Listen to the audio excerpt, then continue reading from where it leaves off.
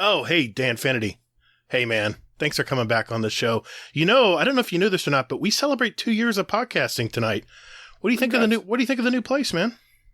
It's a lot. Yeah. It's Yeah.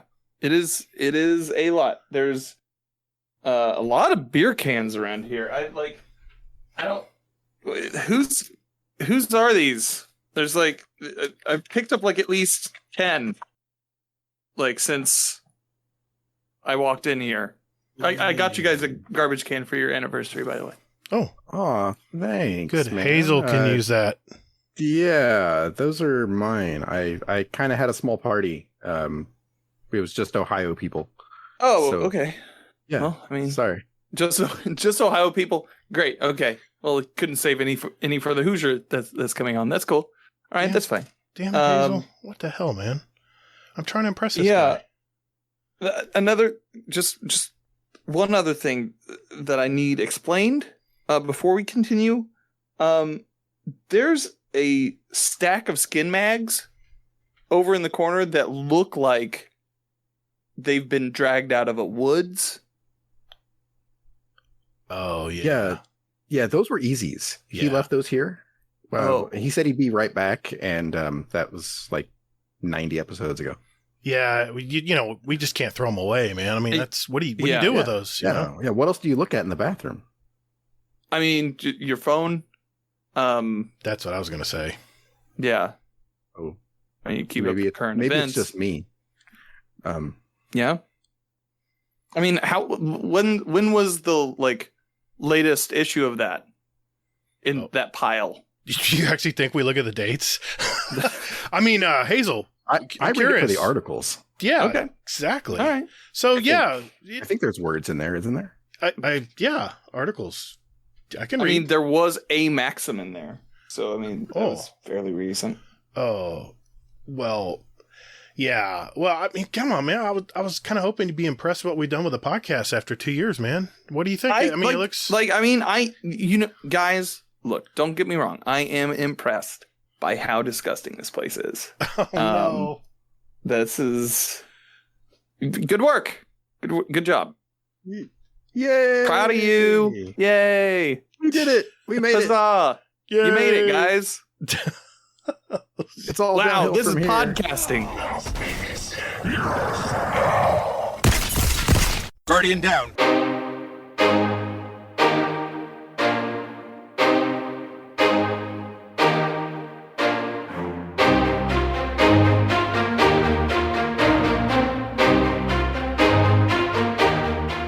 What's up, everybody? Thanks for hanging out with us today. Welcome to episode 103 of Guardian Downcast. We're a couple dads that talk about all things in the Destiny universe, and we interview content creators and community members to find out more about them. We're the show that continues to celebrate our past guest. I'm your host, the Gatr. And my co-host, Hazel, is here as well. Hey, man. How's your week? My week has been absurd. But, I was actually kind of nervous about making it tonight because, my daughter just went to bed 10 minutes beforehand. Oh, no. And then about, Dan messaged us and was like, hey, can anybody help me with this? And I was like, yeah, sure, give me 2 minutes. And then my daughter is like, Dad, I think I got a mosquito bite. And then come to find out that turned into 12 mosquito bites. Oh, God. That's a crisis usually. Yeah. With a little girl. She was not happy, and I'm like, oh my God. And I'm like, we've got a podcast and I've got chaos going on and everything. So, but she's good. Gave her some NyQuil. She's gonna be a champ. So, but yeah, aside from that, we got Air back. It's funny how much you miss the little things in life. Oh yeah. Until you don't have them in 90 plus degree weather and your house is 90 degrees inside, and it's no fun at all. So yeah, what about you? Well, I am a survivor. We survived Hurricane Elsa for this week. I actually was thinking that I might not have power. Elsa. For real? That's the name of the hurricane? Yeah. Where you been, man? Let it go. Oh, okay. Ohio. All right. I'll let it go. I'll let it go. It was a category 1 right before it hit the coast. And I'll be honest, in Florida, category 1 hurricanes, kind of like our afternoon thunderstorms. It was really not that big a deal, but it sounds good though. I'm a survivor. Survived the hurricane. Yeah. You and Beyonce. No, it's a joke Gatr doesn't get. Let's just say it's been a very wet week. I haven't gotten much work done, but I've gotten a lot of armor taken care of in my season of the heroes. Solstice of Heroes. Solstice of Splicing Heroes. Splicer Heroes Solstice. Yeah, exactly. Yeah. Well, tonight marks 2 years since our very first podcast, and Hazel, I got to thinking about it. What would be great with a 2-year anniversary, but a little Danfinity, He's a longtime streamer, energetic Destiny frontman, I would say, community supporter, content creator, you name it, he is there. It's Mr. Danfinity. How you been, man? I've been well. I can't complain. Well, I've been better. Oh, man. So last week, our washing machine went out. Oh. This week, no. Jenny's brakes went out on our car. Oh. Like on Wednesday.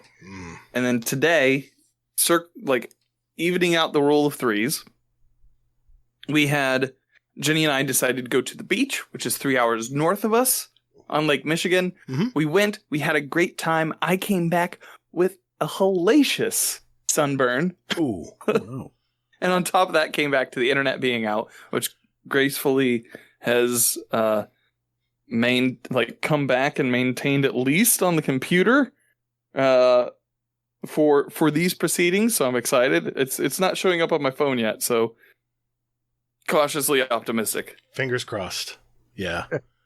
Hey, dude, wow. I'm just glad you made it on tonight. It was a little questionable there for a while because you had messaged us and guys, I don't have internet, but I'll see what I can do.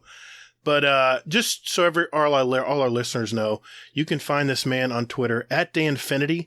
He's also on Twitch at twitch.tv/Danfinity. You can also find him as a host, editor of the Planet Destiny podcast on YouTube, and that's youtube.com/Planet Destiny. And he also has a new podcast out called Beardo. We're going to talk about that. And that's spelled Beirdo. So check those places out. He's a very entertaining guy, so you don't want to miss it. You can also hear Danfinity's story when we interviewed him back in December of 2019 on episode 19. I'll post a link to that in our show notes if you want to go back and listen to the olden days. But just an quick overview of tonight's show. First, of course, we're going to catch up with Mr. Danfinity, see what's new, what's going on since he was here last. Next, we're going to test Danfinity's Twitch reflexes in our new and further improved Fast Fire segment we call, the speed run. Then Hazel's going to go over the latest news from Bungie, i.e. the TWAB for this ninth week of Season of the Splicer, I think. And sure. And because it's been a while since Danfinity has been with us, we figured we would talk about this game that is Destiny and maybe speculate a little bit tonight. We'll see how it goes. Finally, we'll answer questions from our community and add 2 songs each to our award-winning Guardian Downcast show playlist on Spotify and iTunes. Okay, fellas. What do you say? Ready to roll? Let's do it. Okay. Let's go. Let's do it.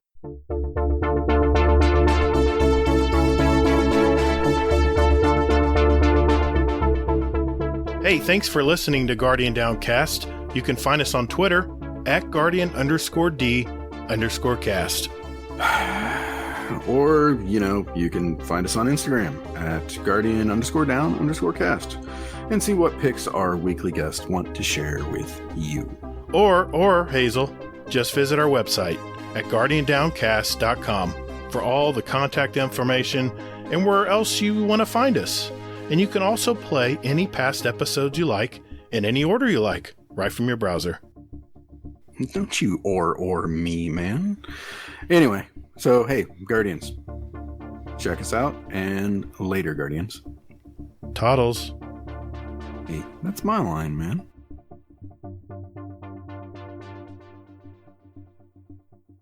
All right, Dan, thank you so much for joining us again.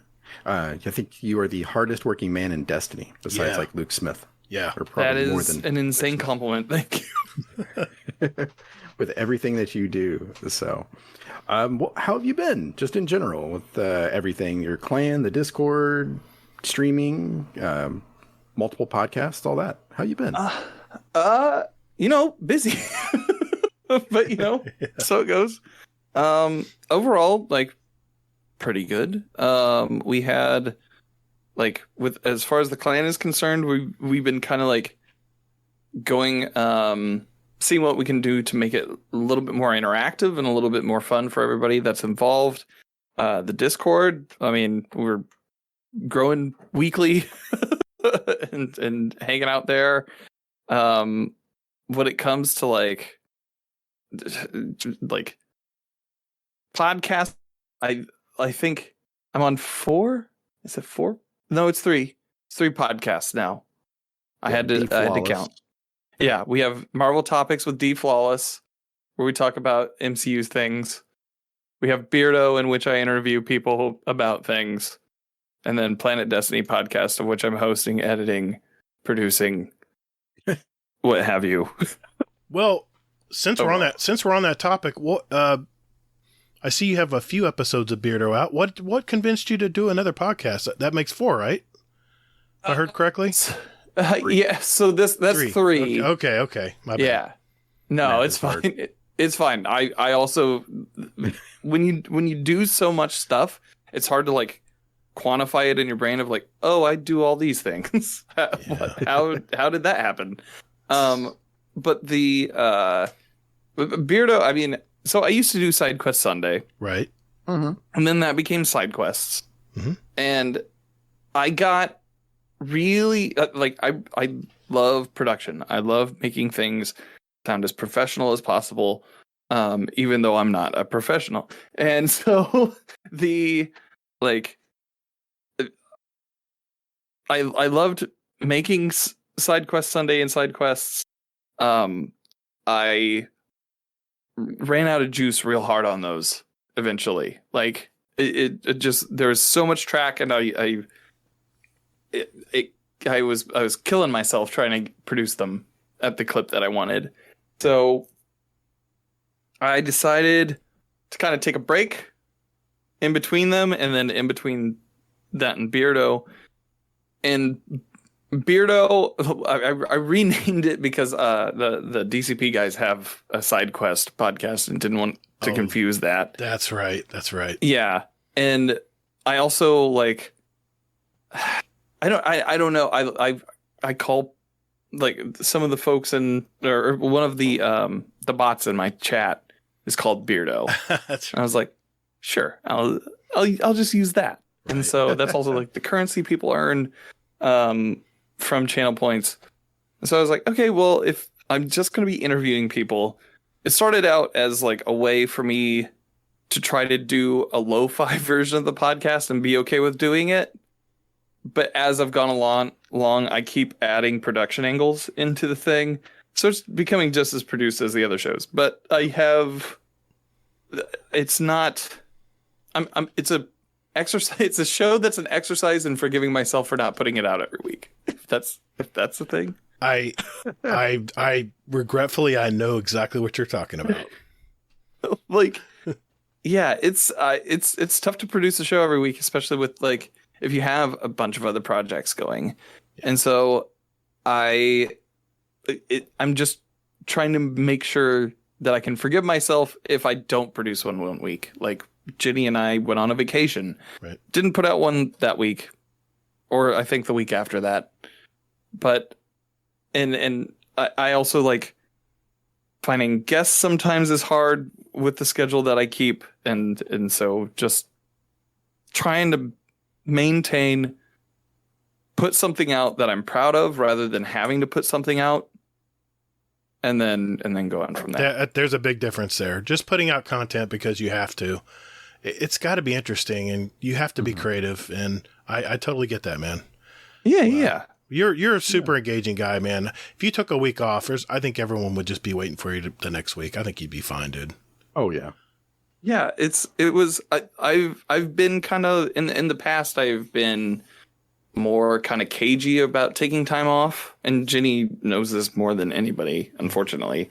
But when we did we went to a wedding the week of Guardian Con back in 2019, and I was like so worried that entire week, but came back and like my friend showed up, and so that was cool. And then, you know, after last year, I was like, I had nowhere to go, so I just streamed. But this year, like, since things are opening up a little bit and we feel a little bit more comfortable ourselves about where we feel we can go, we've been trying to like make sure that we go out and have experiences outside of just our home or just our jobs and things along those lines. And I'm way more comfortable now taking breaks, knowing that I can kind of come back and be like, okay, I can come back. People will still be here. People still care. They're not just because I'm gone and there's no object impermanence there. You know what I mean? Yeah. Well, it's you, man. I mean, that's the reason why. I mean, I think people just love you and like you. Agreed. And that's the reason why. I mean, that's the reason why I listen. Well, thank you. Yeah. So, just a quick follow up there. So, in your most recent episode of Beardo, you said that you love podcasting. Yeah. And that if you would just do it all the time. What is it about podcasting that you like? So it is probably the form of entertainment I take in the most. And I don't know, I think that stemmed from like, I used to work a desk job where I put a lot of data into a computer and had nothing else but like headphones to like soothe me. And like, I used to listen to albums during that time, and that's all well and good, but like, there's a bit of like, having a conversation in the back of your head, with yourself, or at least in my case, I sometimes like talk to myself in the back of my head, and I'm like, you know, just trying to work through different things. Podcasts kind of like drown that out for me, because it's another conversation going on, and maybe I'll learn something from it. Started with like NPR podcasts and way back in the day, Guardian Radio, if you guys remember that show. Oh yeah. Yeah. Definitely. Oh yeah. Yeah. And so like I started with that, and then I've just kind of gone all over the place with it. Like now I listen to Brian Posehn's D&D podcast, and I've been listening to this show called The Best Show for years now, which is basically like a radio call-in show, but like funny. And so like it's just like, it is the platform that I listen to the most of, more than Twitch, more than TV, more than anything else. And it's really fun to produce for. Like I think a lot of folks don't leverage it the same way that I do, because I mean, it's really tough to, in my experience, it's really tough to have like a turnover if you're a streamer for it. You know what I mean? It's basically just a passion project, and another way to connect to your audience on a different thing. Yeah. And so it's not for everybody. And I lost the train on this one. I don't know. I just like, I like making stuff that people will hopefully enjoy, be that streams or podcasts or whatever. So, nice. I get it. Also, they're super easy. Like I learned how to, I know how to edit now. I've been editing the PD podcast, and that was a crucible at first. And that has honed me into the person that I am now, that is able to produce a hopefully a pro quality show. Yeah, nice. it's Gosh, Guardian Radio, that brings me back. Mark Turcott had such an impression. It impressed me so well with his communication skills. And Right? he always ran a show on a clock. And I try to emulate him today. And, his The Enthusiast podcast, which he still does today, really, really great sound, really great quality. He does everything to the T's. And that is what always inspired me when I decided to go ahead and jump in and do this. So, God, that was a great show. It was a great show. I really that was kind of the granddaddy of them all. It was. It's you have all these like tiny little podcasts that pop up in the Destiny community, and that was the big one for me. That was the one that I listened to every week. I think I listened to that Focus Fire Chat. Yep. Ghosts of it was like Ghosts of Lore or something like that, or there were Guardians of Lore. Guardians of Lore. Yeah. Or Yeah. Guardian There was- Ghostcasters. I'm sorry. Yeah, I can't remember the title of it, but there were probably like 5 shows that I listened to at one point about Destiny. I was like, I can't just listen to podcasts about Destiny. I'm trying to, man. I'm trying to. I hear you. Well, I think we've kind of talked to you about you're doing your podcast and stuff. How's your streaming going, man? I know we have a lot of members in our community that tune into your streams a lot. In fact, some of them are even mods. Nate Fu comes to mind, and Drafty, Heck I believe. And Yeah. how's streaming doing? Are you still enjoying streaming? How's your day to day? Or I think you stream 3 times a week, if I'm correct. Yes. Yeah, I stream 3 times a week. I'm still enjoying streaming quite a bit. It's I'm trying to be a more well-rounded streamer in a lot of ways, like with and trying to expand outside of Destiny a little bit and just being like general FPS stuff. When I still enjoy Destiny quite a bit. I love streaming. It is something my community is based around the stream, right? And so it is. I have a lot of friends because of it. I've been able to work with some crazy things because of it, and it's given quite a lot. And so I'm always grateful for that, and trying to be better at it over time. I'm a fidgeter. I fidget with everything, just trying to make it the best that I can. Right. And so stream is actually the biggest fidget tool that I have, just to keep my mind busy. Right. Yeah, every time I tune in, you always have high energy, man. And Thank you. That's that laugh, man. I love that laugh too. Well, we have a lot of people in our community who are trying to stream, and since you're a well-established streamer, I'm tired. I know you're probably tired of hearing this question, but what is there like 2 things you would recommend, 2 or 3 things you'd recommend or advise to someone who's jumping into streaming? Oh man, no, I always love answering that question. There was a thing like about like a month ago or 2.5 months ago, somebody on TikTok being like, don't ever come in and ask questions of the streamer because that is self-promotion. And No. to that person, I say the nay, because about like 90% of your audience have also tried streaming at some point if you're on Twitch. So everybody's technically a streamer. If they show up, it's self-promotion. So if by your like Very true. weird math. Yeah. So if anybody ever asks me what like couple of things that I would point them to be a better streamer early, or to like ease yourself earlier, first off would be don't overinvest. If you can get away with just if you're not sure how you're going to like it, if you can get away with a simple setup, you can stream from many consoles now, and with very minimal purchase. You can get a stream up and going. It's not going to be the flashiest thing on the market, but it is doable, and at least get your foot out there, and Right. you decide whether or not you like it from there.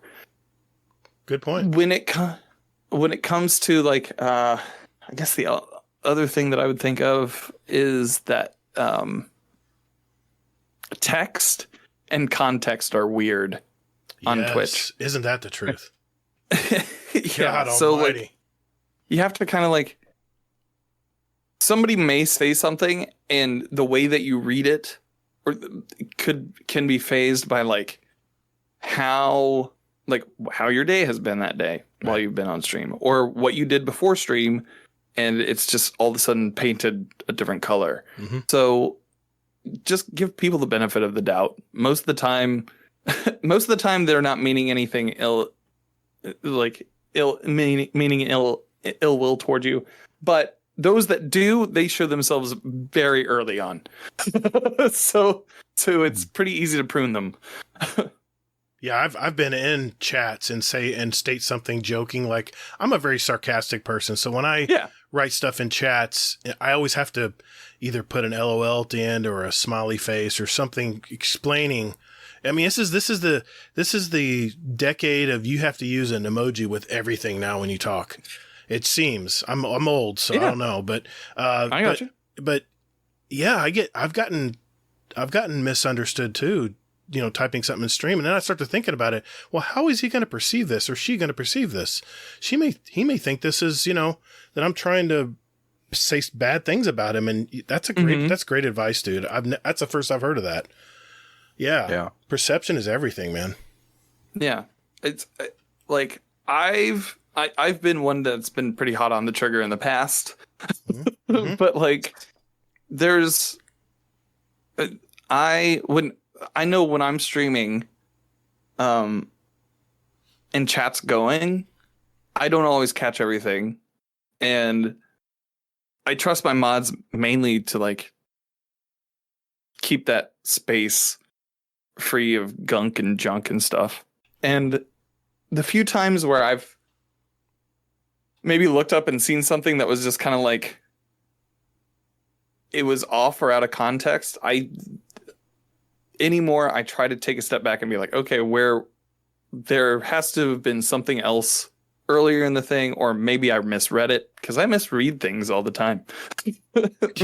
when chat's going, sometimes you're like trying to catch up on like 4 or 5 different messages and you read something just a little wrong. So by the way, and you got to play a video game, usually PvP or a strike or something that needs your attention.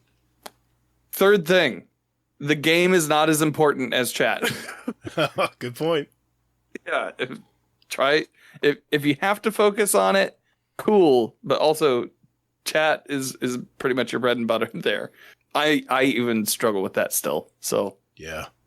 I've seen new streamers that are so focused on their game they don't even you put a comment in there and they don't see it until 45, 50 minutes later, and you're like, okay, it's you have like 15 seconds really. Yeah, like that's the window with somebody who's new.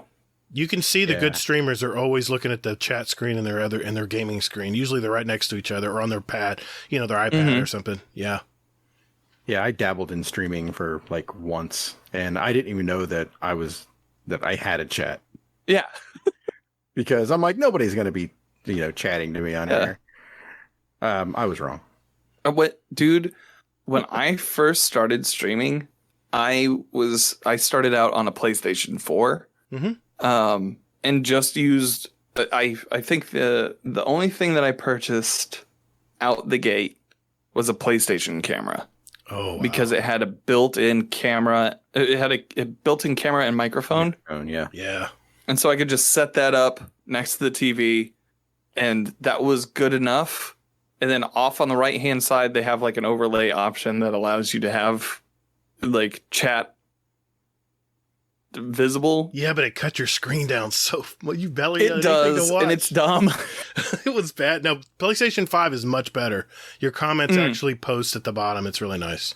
Okay, yeah. That's good. I haven't seen it yet. Yeah, they vastly. I stream to YouTube every now and then when we're raiding or doing some Iron Banner or something, and some people pop in and say, hey, and it's nice because as soon as they type something in chat, it appears at the bottom of my screen in text. It just like Streamlabs or anything else does, so it's really, really nice. Yeah. That's cool that they've streamlined that a little bit. real blocky before. Oh, PS4 was terrible, dude. It was. I quit doing. I quit. What I quit doing is I just had a monitor to my right, and I would just keep looking over at it to see if anybody was talking about every 60 minutes or 2 minutes, and it was always too long because someone would type something to say hey and then leave. So 60 minutes. I'm at 60 seconds to 120 seconds. 2 minutes, couple minutes. Yeah, 15 seconds. That's a good rule of thumb, Dan. Good rule of thumb. Yeah, I like that. That's something that I stole from somewhere else that I can't remember right now. It's okay. They get the credit though. Whoever they are, they'll know. Yeah, they'll know. They've been out there. They know. All right. Well, one question that I had. So with you doing Planet Destiny and the other various podcasts and things like that, have you ever like interviewed somebody or something like that, and you thought to yourself that that this person is like a really good person, like despite like maybe like what the community thinks or something along those lines? You know what? Yeah. Like we have for PD, the process is for like booking is a little bit different. Sometimes it's like, hey, I invited this guy. Is it cool? And like people are like, yeah. Other times, there has to be like a vetting process, like through Moon or something else. The one person who like there was one person who genuinely struck me when we had them on, and it was like fairly early on in my my PD run there. It was Glad. Really? He's a really nice dude. He like there are times where maybe he'll tweet something out that I don't necessarily agree with all the time, but the great thing about the internet is you don't need to agree with it all the time, and being adult is knowing the difference between like getting enraged by it or just letting it lie. So and I haven't always done that either. But but he's just a very genuinely nice dude, and he means well for his community. I think sometimes he can say things that like get people's ire and get their hackles up, but I don't think it comes from a place of like trying to divide. I think it comes from a place of like, he's just saying what he thinks. Yeah, he's not divisive. Got you. Right. And not so, intentionally, maybe. Yeah, he's not trying to like goat you for likes or impressions. That's called being human and being honest. There's nothing wrong with that. Yeah. So awesome. He grew so fast though, man. Yeah. Yeah. He had to learn really fast about how to become a streamer, and he had such a little amount of time. He grew so fast after the raids. Yeah. Well, I mean, he had like first hit with that like I think he band. Like he did the Rock Band thing. Right. Yeah. And so like that was huge. And so who could beat Crota with, a Rock Band guitar or drum set or Yeah. Glad. But like I don't know, there's so many like people that I've had the chance to interview and like hang out with on streams who are all like just really good people. I've been very lucky to have been able to surround myself with good folks most of the time that I've been streaming or producing podcasts or anything. So yeah, I'd have to say every guest we've had has either been what I expected or exceeded what I expected, and that's always great. It's always great. Yeah. To do that. So, well, hey man, it's good to hear you doing well, man. I hope that sunburn's not too bad. I know I can relate. It's excruciating, but aloe, man, lots of aloe. We did that, and it still hurts. It's not helping. Does it have the lidocaine in it? Does it have lidocaine in it? Helps ease the burning. What kind of cane? Lidocaine. Okay. It's aloe with lidocaine in it. It just dulls your surface pain on your skin. Gotcha. I'll have to double check. It was a thing that we got back home, and I was like, we just stopped at Walgreens before. Yeah, I got you. Like, I got you. Just grab something. Okay. Yeah, something cane. Wink, wink. Well, Stopped at the Walgreens. I'm telling you, make sure there's Got lidocaine. cane from somebody. You know what I mean? Yeah, I'm telling you, it works good. Trust me, I'm so fair skinned. I'm freckled to death. He doesn't get the joke, but yeah, It's fine. It's fine. Shh, it's fine. No, I get Let the him be a cane. sweet baby boy. I get the cane part. I got it. I caught on. Okay. All right. I just was okay. Anyway. That no sugar. Anyways, keep going. All right. Well, I believe it's time to see how he does in the speed run. This is the actual fast fire question segment that Mr. Danfinity here gave me the idea originally to do. So, Heck yeah. What do you think, Hazel? Ready to give it a whirl? I like it. Let's do it. We'll do it right after this. Call the Praxic Order, call the Thanatonauts, the Ginseng Scribes, call everyone so they can witness you. All right, boys and girls, this segment is called the Speed Run. This is where we have a database of over 250 randomly asked questions, and Danfinity here will have 90 seconds to answer as many as he can. These are short 1 or 2 word answers, and at the end of the year, the guest with the most answers will win a prize and title of 2021 Speed Run Champion. The questions are randomly asked, so no one can memorize the order, and you'll just have to answer whatever comes to mind quickly as possible. Okay. Tonight, I'm going to ask the questions randomly from the list. Hazel is our timekeeper and quality control expert. In the event of a questionable answer, Hazel's decision will be final. Startian is our current leader at 39. Wow. Yeah, I'm sorry, dude. I'm sorry to throw that on you. She was moving. That's a lot of pressure. But you know what? Gotta hustle. Just go for it, man. Just have fun with All it. right. All right, let's go. Hazel, you ready?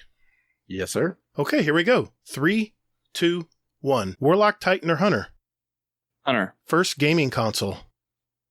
Atari 2600. Void, Solar Arc, or Stasis? Stasis. If you had more time, what would you do with it? Nothing. Human, Awoken, or Exo? Exo. Resolution or frames? Frames? Should there be freelance solo strikes in Destiny? No. What is your beverage of choice? Water. Do aliens exist? Yes. Favorite smell? Vanilla? Have you ever been to the lighthouse? Yes. What is the best sandwich? Reuben. Vanguard, Crucible, or Gambit? Vanguard. Roller coaster or carousel? Roller coaster. What's your favorite Destiny planet? Mars. Mountains or beaches? Mountains. What's the worst job you've ever had? Fry cook. Pulse, Scout, or Auto Rifle?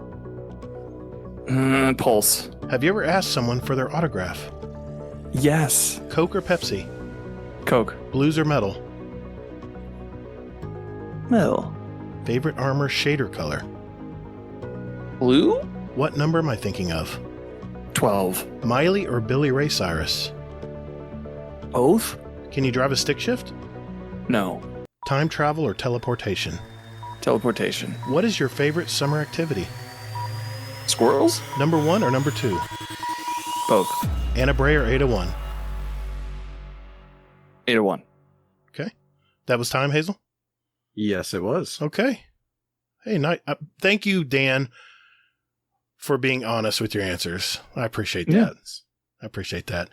I was lying the entire time. That's all right. It's okay. It fooled me.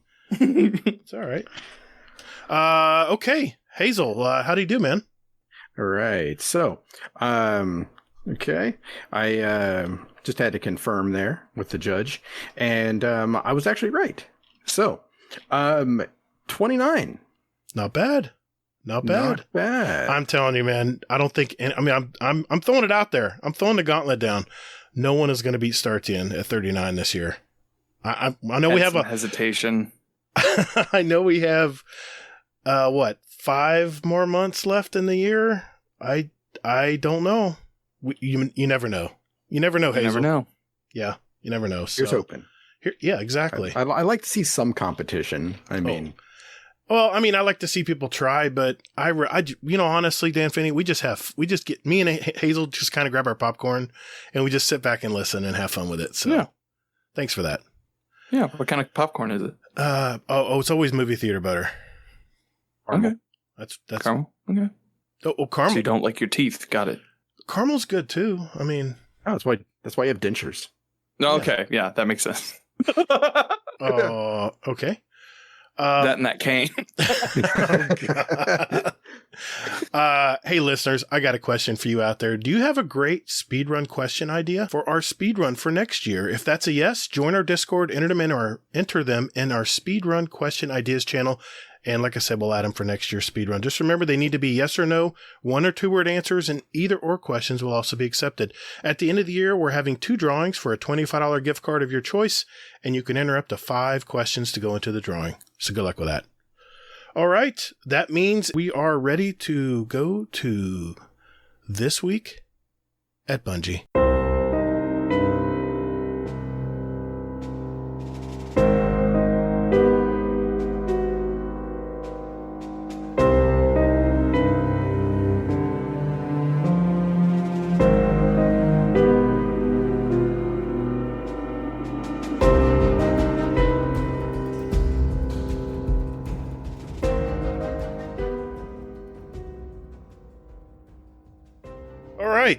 This week at Bungie for the 9th week of Season of the Splicer. Hazel, what's going on this week, man? Okay.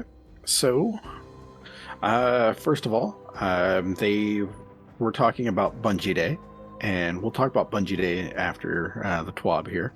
But Bungie Day was sort of like the keynote for everything that they're doing here. So, the first thing that they talk about here is in the TWAB is basically, they say, special day. So with this, they did some artwork from some of our community members, and this stuff just looks amazing. Haha, sneak attack. Ah! Who the hell is this? See, you should not leave the chat open. Anybody can sneak in here Night at any Demon. time. Night Demon, what's up, buddy? Are you doing 12s? Yeah, we are doing the TWAB. You want to sit in? No, not really. I didn't think so. You guys cover it very well, I must say. Yes, exactly. And also, I was going to say that I didn't know there was so much information in a TWAB, and I do this weekly bit. So, yeah. Thank you. I know he was on Two Titans and a Hunter last week. Thank you for that, Night Demon. Thank you for Has he improved this week? Not really so far. No. Yeah, we just started it, so we'll see. Maybe more than one session would, maybe more than one session. Maybe you should come over more regularly, and then you get more practice at it. I like that. Maybe. I was in the listening audience. I was in Respawn's Twitch stream when you guys were doing that, and I was like, I've never seen Hazel read so much about Destiny And sound interested. Yeah. Hey, wonders happen. Yeah. Yeah. Anyway, I'll leave you two to it. Good Thanks, luck. buddy. Take care, Night Demon. Later. Have a good one. I was just gonna say, Ian Pesty. He kind of showed his age a little bit because he says he grew up in the '80s, and that's when I grew up. And he listened to synthwave music, which I listened to a lot of retro synthwave music when I was growing up. And I gotta say, Ian, Enemy of My Enemy, this is awesome artwork, man. I would love to see if you would be able to do an art piece for me. I love this style. It's very 80s retro. I love this work. So thank you for presenting that, because that was outstanding. If you listen, if any friends of Ian want to pass it on to him, outstanding work, man. Yeah. Everything that our community does is just unreal. So much talent. Mm-hmm. Yeah. Yeah. I just want to mention that because usually I look at the artwork and I'm like, yeah, that's nice. But this just blew me away.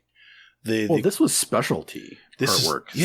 Like the chroma. Yeah, this was for Bungie Day and that kind of thing. It really looks And you nice. can actually buy those as posters, and then they did some, T-shirts and things like that.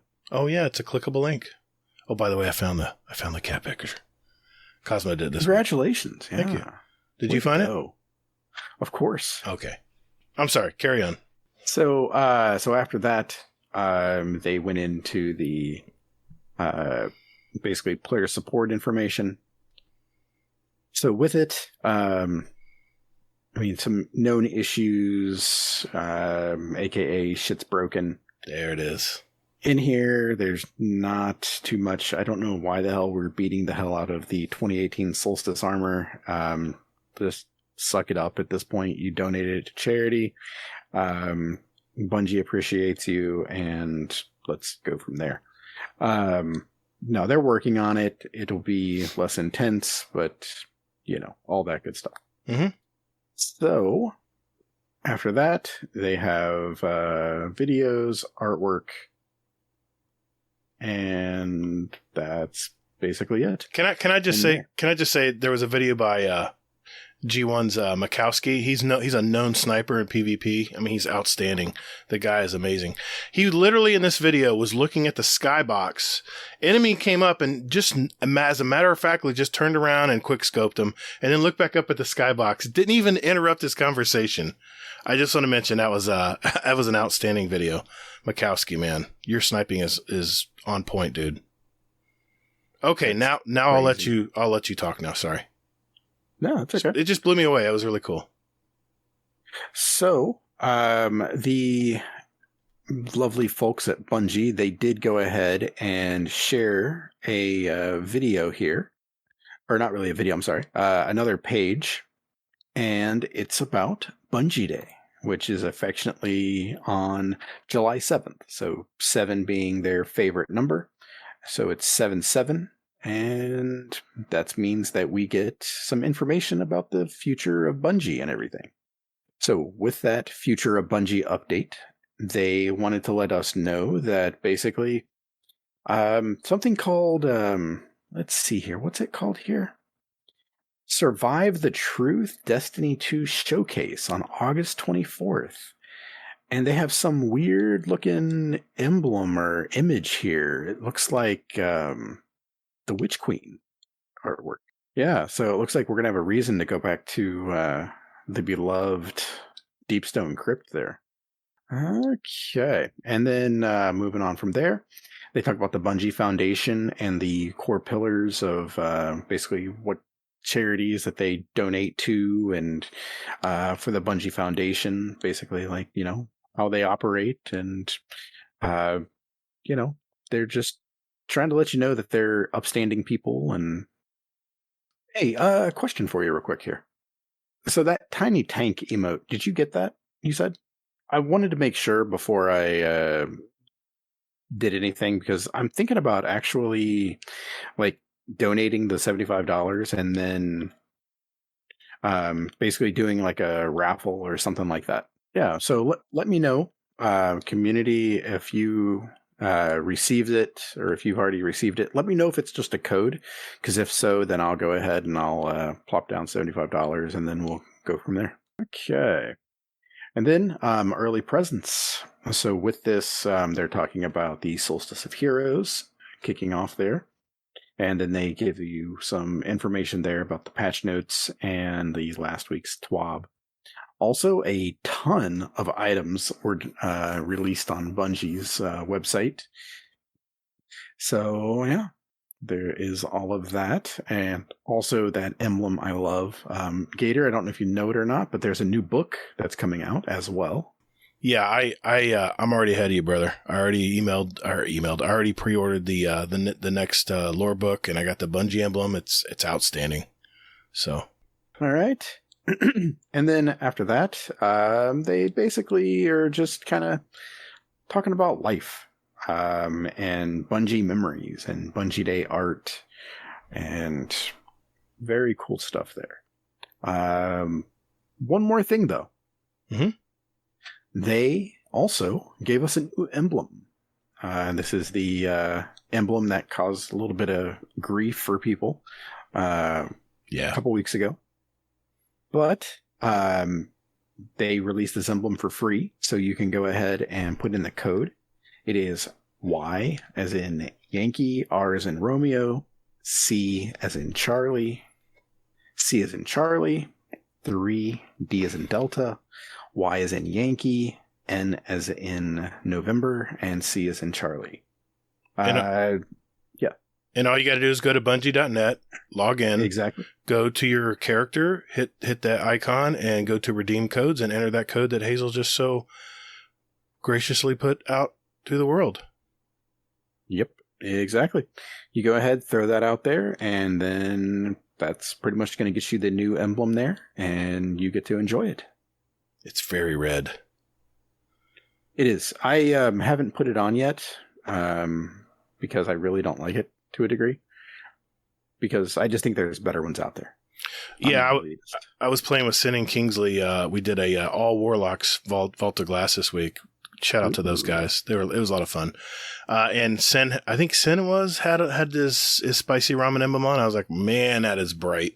And I don't know if it's Kingsley or someone was like, man, that thing is really bright. Can you change it to something else? So anyway, just want to give those guys a shout out. Had a great time this week. Awesome. All right. And then aside from that, that is everything. Very cool. Thank you, sir. Appreciate it. Another week down. Week 10 will be next week. I'm curious to see what they are going to talk about. And, August 24th, man, it'll be here before you know it. And I'm so curious what's going to be in that. We'll have to see, I guess. Yeah. I'm still hoping that the Guardian Hub guys are right with their picks of the epilogue being basically the starting point for crossplay. Oh, that would be great. Like an early sneak peek of it? Yeah. Oh, that would be great. Maybe some kind of mission you got to do to unlock the rest of the Guardians or something. Or maybe they just flip the switch. I don't know. I don't know. It's Bungie. Let them. If that's the case, we'll see. I'm curious to see how they do it. You think they'll have another live event this year?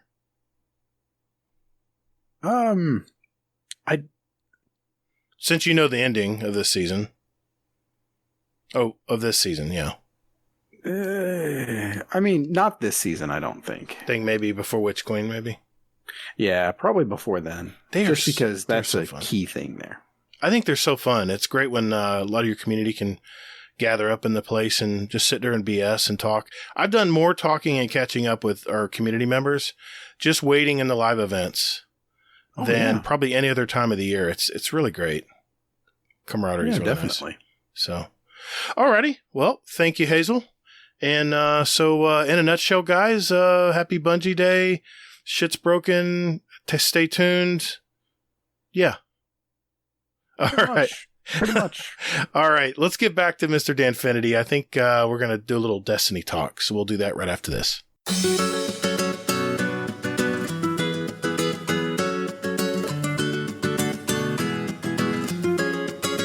Hey, everyone. Looking for some like-minded gamers to Destiny with? Or maybe just a place to de-stress and talk about life with others for a bit. Or maybe just a place to discuss the latest movies, the TV shows, new awesome music out there. What about New Year's resolutions or goals or our fitness section? Well, you're also forgetting about our channels with links to our clan, Speakpipe, our show music playlist for God's sake, or even where to get a show t-shirt, mouse pad, or coffee mug if you want to help support us. Wow, you're not just a Bungie shill, you're a Guardian Downcast shill, huh? So, man, you must be forgetting also about the podcast questions channel, where listeners can put in their own questions for us. And Hazel, our show feedback channel, where listeners can talk about our past podcast. And our... Stop. This shameless plug has gone on long enough. I'm going to put a fork in it. Everybody, just go to the GDC Discord community link on our weekly show notes, where you can see the invite there.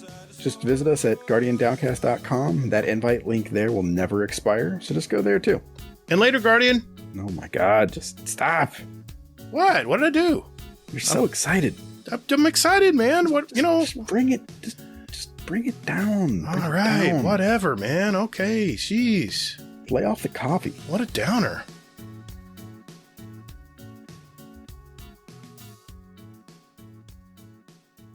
Well, okay. Now that we've gone over the TWAB for 9th, 10th week, I never can remember. I've lost count. I believe it is the 9th week. Thank you, Dan. 9th week of He's the professional. Season of the Splicer, yes. It's almost like he's done this before. Almost. I wanted to just, since Dan has not been with us since December of 2019, I figured, what would be better than to see what Destiny has done since then, and more importantly, where we think things are going. So if you remember in year 3, that's when they introduced the season pass model. The community was saying, hey, we want to do stuff, and just for playing, we want to get stuff. So they answered our call. They put in the season pass bar, battle pass, whatever you want to call it.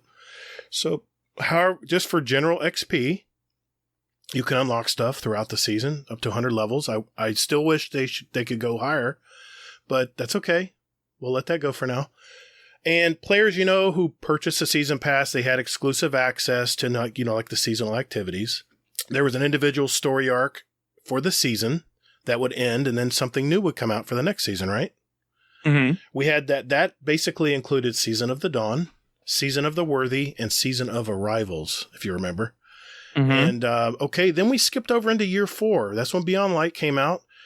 Previous seasonal activities were playable through the year, unlike year 3. There's no more FOMO supposedly, where you can actually go back and play we're finding out right now, right? We go back and do the hunts and a lot of the stuff from previous seasons, even though we're past those seasons now. So, but the main thing I really love about this new year 4 of Destiny is the interconnected storyline.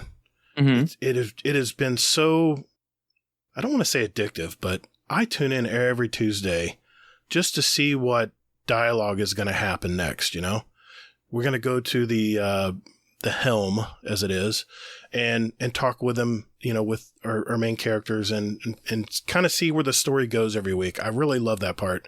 And of course, they went with 10 extra power, not 50 like in previous seasons. So there's no crazy grinding to play the new raids that are coming out. That's been a kind of a nice change.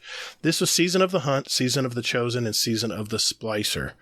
And here we are now. We're into the current Solstice of Heroes. I just want to get your take. What do you guys think about the Solstice of Heroes this year? Yes, no, same old, same old. What do you guys think? Are you enjoying it? Having fun with it? So Solstice is never really been my favorite thing.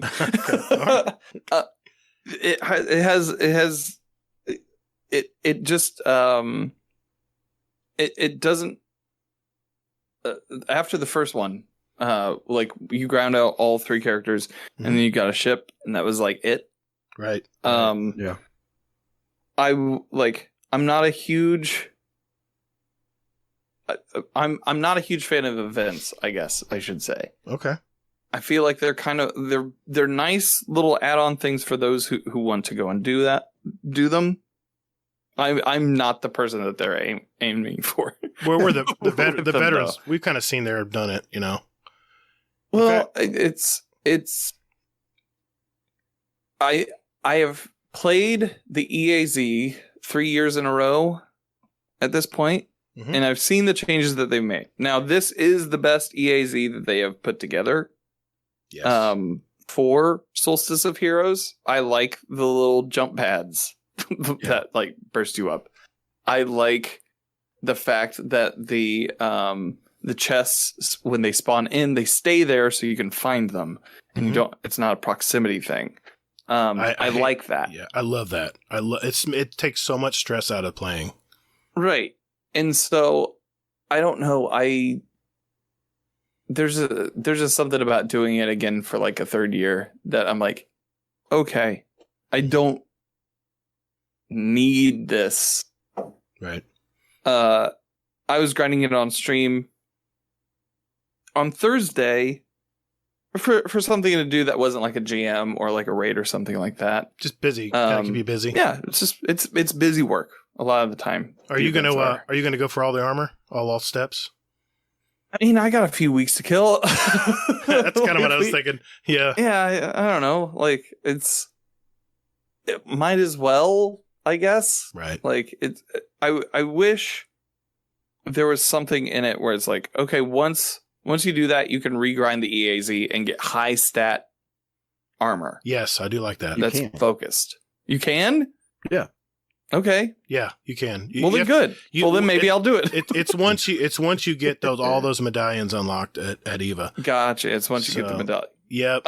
See, I don't pay attention much to it because I'm just like, it's not you know thing what, that Dan? I wanted. But now that that's a thing, maybe I'll go do it. You know, they actually put out a guide to Solstice of Heroes, which I really like. They did that not in the TWA, but it's kind of a side thing. It's in the Destiny help screen on the Bungie.net site. And I didn't know what those medallions were. I was like, am I supposed to purchase these? When I finished a set of armor, they just checked. I'm like, okay, it's automatic. But it didn't really explain what it was. You know, it said rare accelerator. That's all it tells you. And you know, Destiny, they like to explain things really well. So once I went to that little help site about Solstice of Heroes, and I'm always thinking about the new players because my daughter's boyfriend is really playing a lot of Destiny now. He's really catching up. He bought all the expansions. He's doing Forsaken. He's going through all the stories. God help him, but he's working his way up. And I tell you what, Solstice of Heroes is really nice for people who haven't been playing for a while. It's a really fast way to get up to the light level you need to. Mm-hmm. Just getting the armor upgrades and stuff. Because once you upgrade from the blue rare armor or rare to the legendary to the magnificent armor, it brings you right up to a highlight level, which is really nice for, I'm thinking of him here. He's 1280 light and now he's easily going to be 1300 plus, but he had to grind to get to 1280. But I think for new players, this is a really nice activity.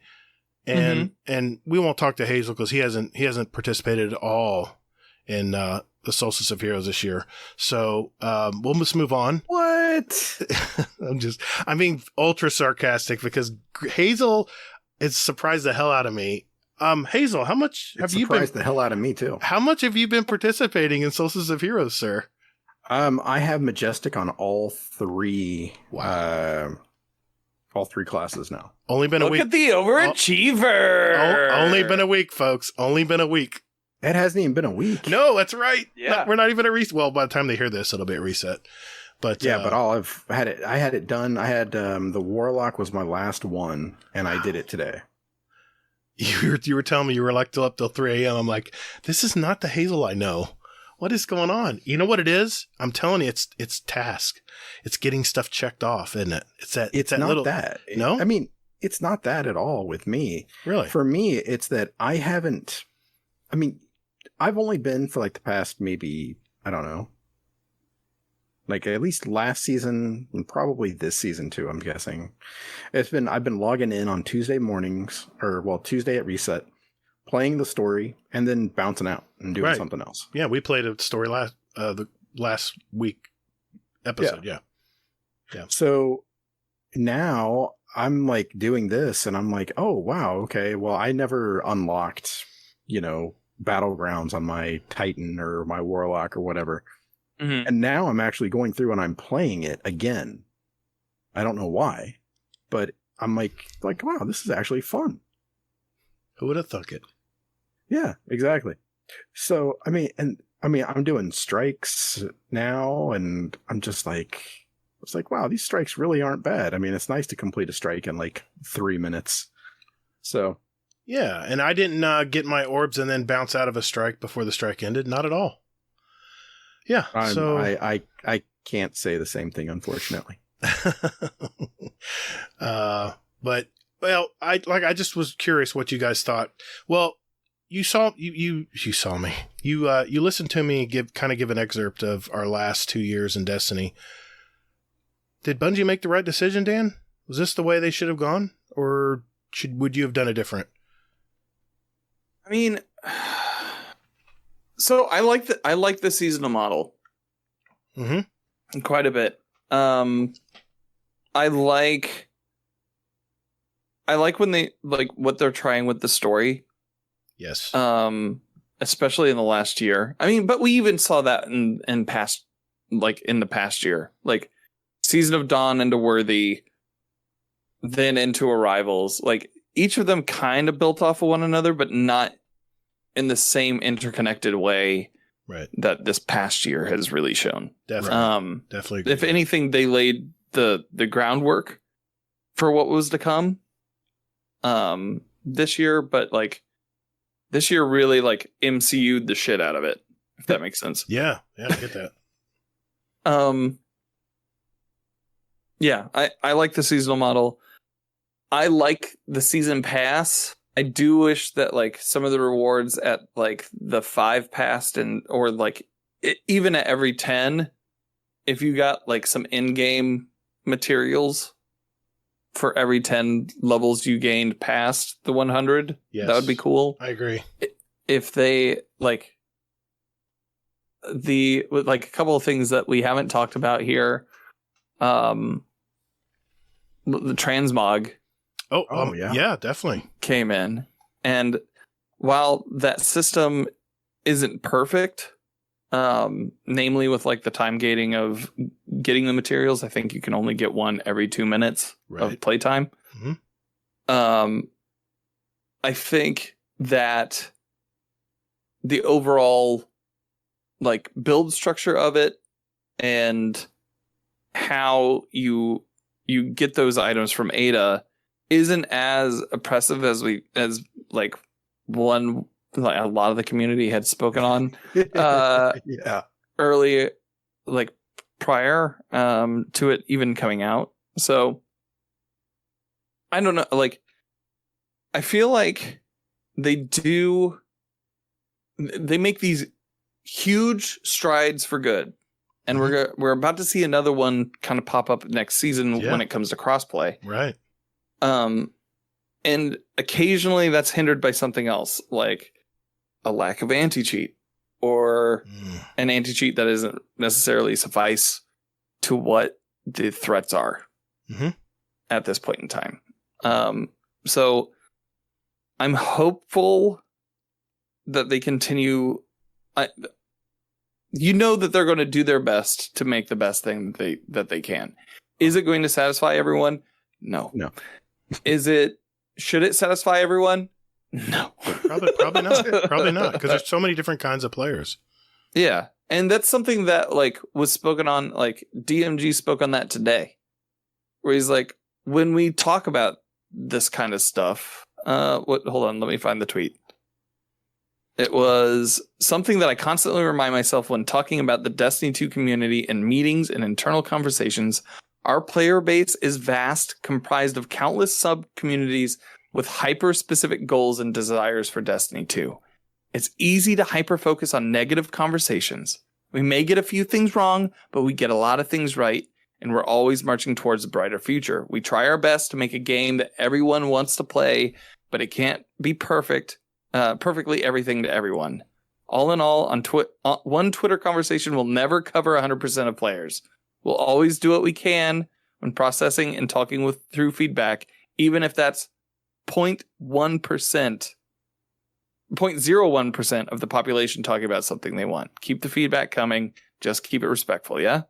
Like, I like that. Yeah. Well said. That's brilliant, That's a great tweet. It's true. Yeah, I mean, yeah, he is being honest. He's being upfront, Yeah. Yeah, it can't. Destiny tries to be a lot of things, right? Mm-hmm. And it does good work in a large portion of them. Things I would like to see them do over the next few seasons, or just next season. I would like to see them tackle PvP a little bit harder and just be like, hey, here we're adding new maps. We're listening to your feedback on the modes, and like we have an anti-cheat plan. And I would like for them to talk about it, but I know the moment they talk about it, like the people who are making cheats are in the back going, yes, and I can do this, and I can do this. Mm-hmm. So that's tough for them. I would like something to be done with Gambit that makes it people want to be in there without it being like a super lopsided competition. But I don't know. At the end of the day, I'm a PvE guy, and my big thing that I'm looking forward to is crossplay. Oh man, it can't get here quick enough. Yeah, because like I want to play. I want to play with you guys. I want to play. I want to play with everybody. Yeah. And I want to do it like while it's looking fresh on a PS5 if I can. And like, it's a. I think it's going to be a huge boon to the entire player base, especially like this is the biggest move since going free to play, having cross save. Like those things build upon each other to then enable crossplay, and that just makes the community bigger. It also tears down any boundary walls between them. So that's really good, I think, when it comes to PvE. When it comes to PvP, we'll see. Yeah, I'm a little more skeptical there, but at least we can play Iron Banner with all of our clanmates. No matter where they're, what platform they're on. That has been that I have to say, Dan, that's one thing. It's been so limiting. We have a 100.io multi-clan bot that we use in all like 3 different Discords. And it's nice when everyone jumps on, but you always have to look at the platform. And it usually limits a lot of people from being able to jump in. Oh, it's going to be great. Yeah. I'm just chomping at the bit. I mean, the test that they put out, like, I didn't have any issues with it. Nice. Yeah, neither did I.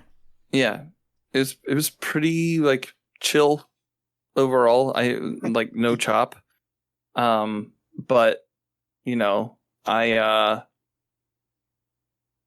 also want to know a little bit more about how they intend to implement it, because that they implemented it via a specific playlist last time, like when they tested it. That's I want to see what their plans are. If they're going to plan on making like Bungie accounts, if it's tied to your Bungie account and all your friends there, then they like you can only. I think it's like you can only have 100 friends through Bungie.net, right? Something like that. So if it's tied to that and tied to that number, I would hope that you'd have to see them expand that a little bit more. I would like to. Maybe... Oh, you were cutting out. No, sorry. Your last sentence. I said I would like to see them expand clans a little bit more, but yes. Maybe that's me being greedy. No, I don't think you're being greedy at all, because 100 is so quickly adds up in a clan. We're almost maxed out already, and we kind of combined with another clan that was dying out, and it helped them out. It helped us out, but now we have like 5 slots left. It's you want everyone to be in it if they want to be in it, But I think the 100 is limiting. I think that it should be at least maybe 200 or 300, because think about how big the community is and how many clans there are. It just makes sense, because we've got sometimes up to 1 million concurrent daily players. And divide that into 100 people into one clan. I don't know. Especially the bigger communities, I think there should be some kind of community clan or something. Maybe they should have a separate type of clan that encompasses several. I don't know. I'm not good in this area, so. But I don't know.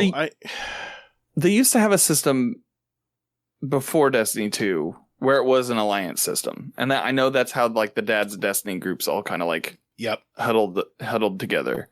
Yep. Like if that system came back, I think that would be cool.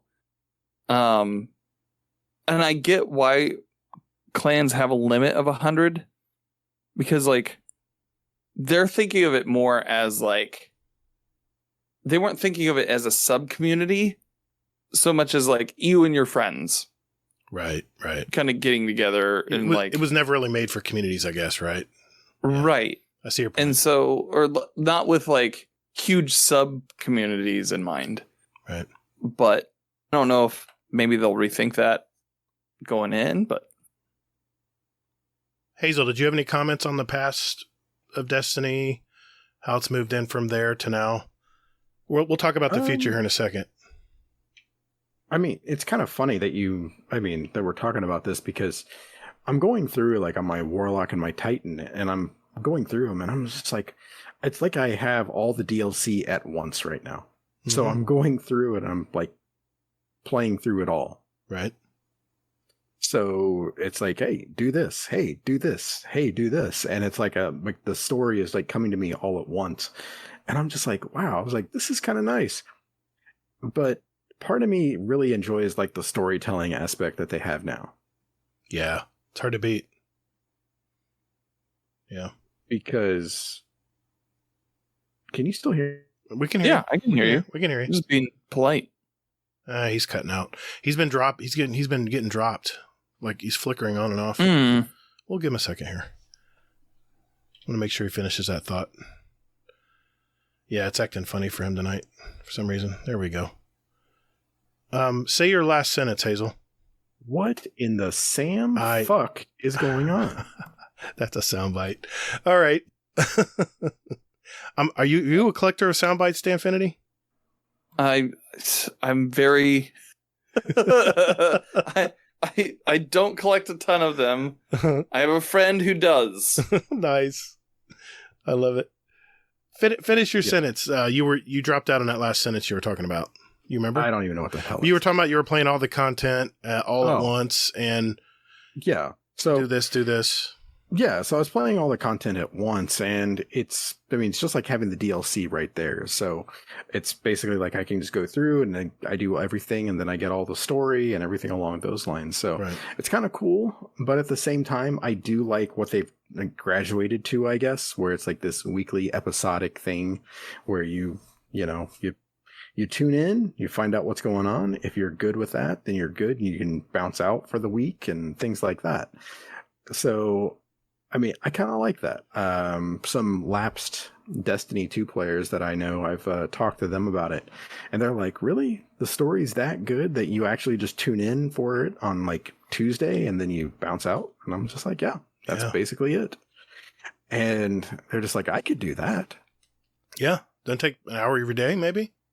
Hour to run the mission? Well, probably less than that. Not less than that. Yeah. Wow. Yeah, well, you're right. Yeah, that's true. Well, if you're including the expunge, maybe an hour. Be realistic. I don't know. Maybe. Not even. Yeah. You can do the expunge in like 4 minutes or 6 minutes. So. Right. That's true. Unless you're Gatr. Well, is it me? Correct me if I'm wrong here. Yes, it's you. It's always me. It seems like every major content release, Bungie's kind of tweaked things just a little bit, fine-tuned to things a little bit more to where everybody wants it. Is it me, or does that seem like they're kind of dialing in these last content drops? I can see that. Dialing it in. I don't know. When it depends on. It goes back to the question of who it's for. That's good right? point. Good point. Yeah. I didn't want to belabor this point. Just an observation. Well, okay, we've talked about the past, and the past is the past. We can't do anything about it, right? They, as Hazel mentioned in the TWAB, there's a big event on August 24th. Mm-hmm. What's that going to be? What do you guys think? Obviously a Vidoc, right? Oh God, are we going to do this again? What? What? This is speculation time. It's called Destiny Showcase, right? Yes. They're showcasing something on August 24th. Mm-hmm. It has Witch Queenie vibes to it. Okay. At least with the Savathun symbol as the tricorn, which is kind of neat and weird. We'll be getting news of the future in Destiny on that day. Now, what that is anybody's guess. Yeah. I'm guessing they'll drop the release date for Witch Queen. There will probably be a pre-order. And they'll probably be explaining what we'll be doing in the interim. I know it's a generic question, but I just was curious if you had any thoughts on if there's something maybe you would speculate that they might be doing. I honestly, I don't know. That's why I threw it out there. And they talked about the future of Destiny, though. They didn't say Witch Queen exactly. They said the future of Destiny.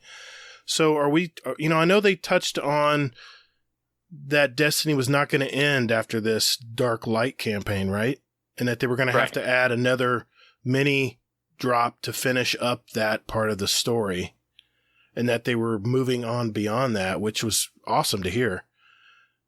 But I'm just curious if I was just curious if they're going to get into that part. I guess it's just speculation, but yeah. I mean, the last time that we got a comment on the quote unquote future of Destiny was the director's cut from Joe Blackburn. Right. Mm-hmm. And so they did say previous to that, like all the iterations of Destiny through that like light campaign, and then the pro or the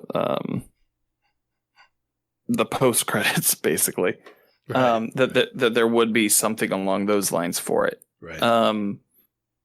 I would what I'm planning on seeing Vidoc. I would like to see a director's cut, like if not that day, like maybe sometime that week. Mm-hmm. Just saying, hey, we talked about this on Tuesday.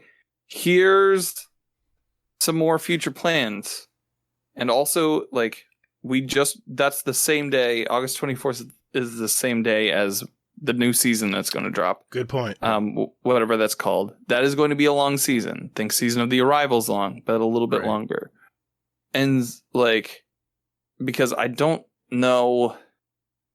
Well, we're talking. They said they would be releasing Witch Queen in early 2022. Right. But they didn't say necessarily like January 1st. They didn't say spring either. Right. So, and odds are they're probably not going to have some filler season in between whatever they have planned now and whatever Witch Queen is. That was my next question. Yeah, I was curious. Because that would take so much more time and effort I to put a team on. I agree. And so, like, I don't know. They've been building out their crew, so maybe they have the manpower for that. But it just seems like an expense that maybe isn't necessary at this time when they're trying to lock down something that's as seemingly as heavy and immense as what Witch Queen promises to be. Okay, so let's travel forward in time little by little here.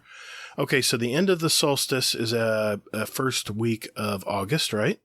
August 3rd. And then we're going into something called Epilogue. What do you think that's going to be about? Do you have any idea, or is there going to be another story involved, do you think? We tying ends up? Yeah, there has to be another story. Yeah. I think it's the last expunge override story piece. Good point. Okay. Because I mean the lore for that leaked early in game. Oh. So you can read that now. I see. Reader beware, you're in for a scare. But my guess is there's probably going to be some event. There's probably going to be some mission that we have to do, or something that we just go witness. Okay. That is that epilogue. Traumatizing bit. Yeah. I don't want to know. Des, I don't want to know, Des Raven, I don't want to know. Okay, I already read it. Oh, see, I mean, I'm at that point, like with lore now, where I got the shotgun this week. Yeah, and I'm like, okay, I need to read the lore. Jeez, who would have thunk it that of all the people, Hazel would be the lore guy now? I used to love the lore, and I just have not had time to read it lately, or I've just been not paying attention to it. And Hazel knows more than I do. It's disturbing. Have you read the lore on the Solstice helmet? No. I haven't read the lore on the pieces yet, because I was just thinking about it today. I'm like, you know what? I wonder if the pieces have lore. And yes, they do. Some of the Eva bounties have lore attached to them. Yeah, some interesting things she's been saying. Yeah. Shall I do a reading for you? Oh, yeah, please. Now, sure. Of the Sunstead Helm, majestic legendary helmet lore. Exclusive. Today I witnessed a human mating ritual that I had only seen tangentially referred to in the Techion archives. It involves two humans pressing their intake orifices against one another. It is most often brief, but more advanced forms involve the use of their mastication organs and the exchange of the mild digestive secretions. I witnessed two young adults touching orifices in this manner for some time.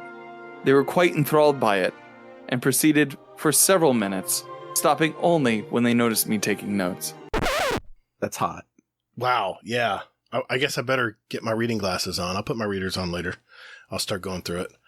Thank you, Gets real Danfinity. steamy. Oh, thank you for that. Yes. Gets real steamy in there. Oh, okay. You did, just to clarify, you did say mastication. Yes, he did. He did. Mouth parts. Hard C.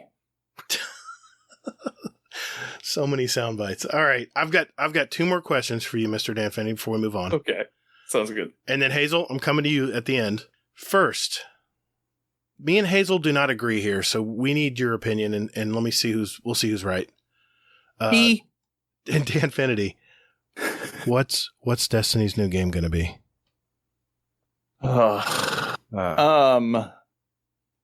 I do not work for Bungie. I do not talk to people from Bungie all that often. I will tell you that it is a hero shooter in which everybody is a fruit, and those fruits each have their own power-ups. And the banana, get this, the banana's power-up is that he sheds his skin and you slip on it. Say I what? was right. No! There's no PvP involved? Not a PvP shooter? I mean, it's a hero shooter, so yeah, there is PvP. Like, it's all PvP. That's Okay. That's all they ever wanted. All That's right, the secret. So the banana guy. Okay, thanks for sharing it. Mhm. Nice. Yeah. Okay. Not to be confused with Fortnite banana guy. Okay, all right. Different banana guy. All right, second question. A little less creepy. Go ahead. If you had a small, talented team of developers that Bungie just hands to you and says, do whatever you want with them, whatever you want to see in the future in Destiny, this is your little project, where would you go? What would you Improve anti-cheat so I can stop seeing it on Twitter. Okay, fair enough. Fair enough. Nice and short. I like it. Good deal. And before we go, our resident expert in Solstice of Hero armor here. For those of us that are struggling to get our armor leveled up, Hazel, any tips before we go? Any little any nuggets out there for maybe our folks that don't have all the time in the world to do this? Well, the first thing I would say would be stack your shit. So basically, I mean, it's not entirely crazy for some of it. The hardest part for me amongst all, the two main levels, so Majestic and Rekindled, was the grenade kills on Grenadier days. Oh, okay. Because they're a pain in the ass to get. So that's what I would say would be on those days when Grenadier is a perk and you get unlimited grenades and recharge rate is fast as hell. Mm-hmm. That's the day to do all that shit on those days. Is this in Strike specifically? It varies. I mean, sometimes I don't think it's strikes. I think it's just like whatever. It's just like, get 30 or 50 grenade kills. Right, gotcha. I mean, you said Grenadier days. I'm thinking, is that a modifier for a strike, or is that a yeah? DAZ? Oh, yeah. It's a modifier for a strike. That's what I thought. Also, for battlegrounds. Right, battlegrounds. Yeah. Okay, good point. Yeah. No, that's so one I didn't think of. Definitely do that, and just stack them. I mean, because you can easily, I was doing a lost sector, and I was doing my finishers for the lost sector, and then, I mean, just things like that. I mean, if you're really hardcore about it, kind of like I was this week, what I was doing was actually bouncing from basically public event to public event, snagging the flag, throwing a grenade before I got to the flag, killing something or killing a couple things, popping the flag, throw a couple more grenades, bounce to another area, and just do that. Nice. Okay. It was tedious as hell. I was using Wellspring too, just so I could make sure that I got like maximum grenades. Okay. So, All right. Yeah, grenades. That was the hard part, believe it or not. It was the easiest for me. I've been in lost sectors a lot. So I'll leave it at that. Dan, anything else you wanted to add before we go? Any tips? You're kind of a legend pro at this Solstice of Heroes, right? Whether you want to or not. Yeah. I mean, exactly. I just show up and I do the thing. Gotcha. I got you. It's just, I just show up and I do the thing. I hear you, man. Shoot the mans. Yeah. I got you. Well, I hey. try to make it funny sometimes. Absolutely. Sometimes it works. Well, hey, let's let our hair down and have a little fun now. What do you say? We'll do some community questions here, Hazel? Sounds good, yeah. All right. We'll be right back.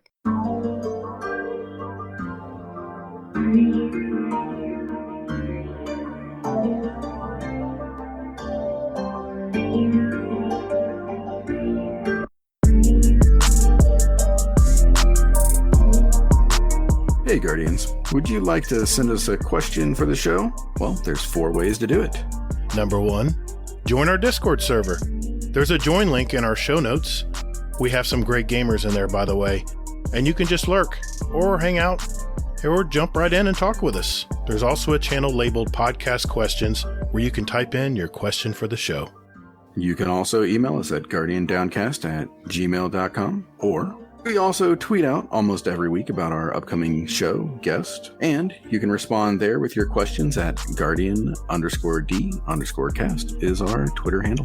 Finally, you can send us a voicemail with your questions at speakpipe.com/guardiandowncast. Remember, that's all one word. And we'll play it on the show for you guys. Speakpipe is honestly my favorite thing. But anyway, thank you for all you guys do, and toddles. And later, Guardian.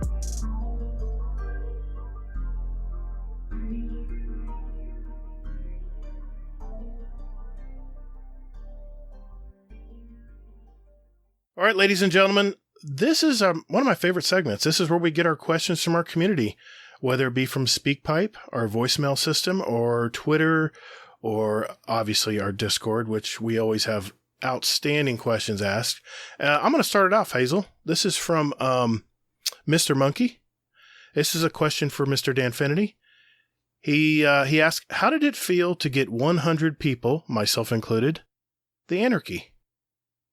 It was a lot of fun, a lot stressful, but a lot of fun. Not for reasons that you would think. Back in Season of the Arrivals, when Scourge of the Past was about to go away, and they boosted the drop rate for Anarchy, they did this thing where you could, my team, myself and Pablito Savage, Cheyenne Gaming, like GoPo, Moshpat was a part of that. Like just a lot of different people were part of this entire venture. We set a goal to help 100 people get it by the end of Season of the Arrivals. Wow. Had we been more serious about it, we probably would have hit it a lot sooner. We hit 102 on I think the very last Sunday, the very last day. Wow. You could do it. That's a lot of people. And it was basically just running that last checkpoint over and over again. There were a couple of places that you could phase through the wall and get rid of a buff that was used in a 2-man run.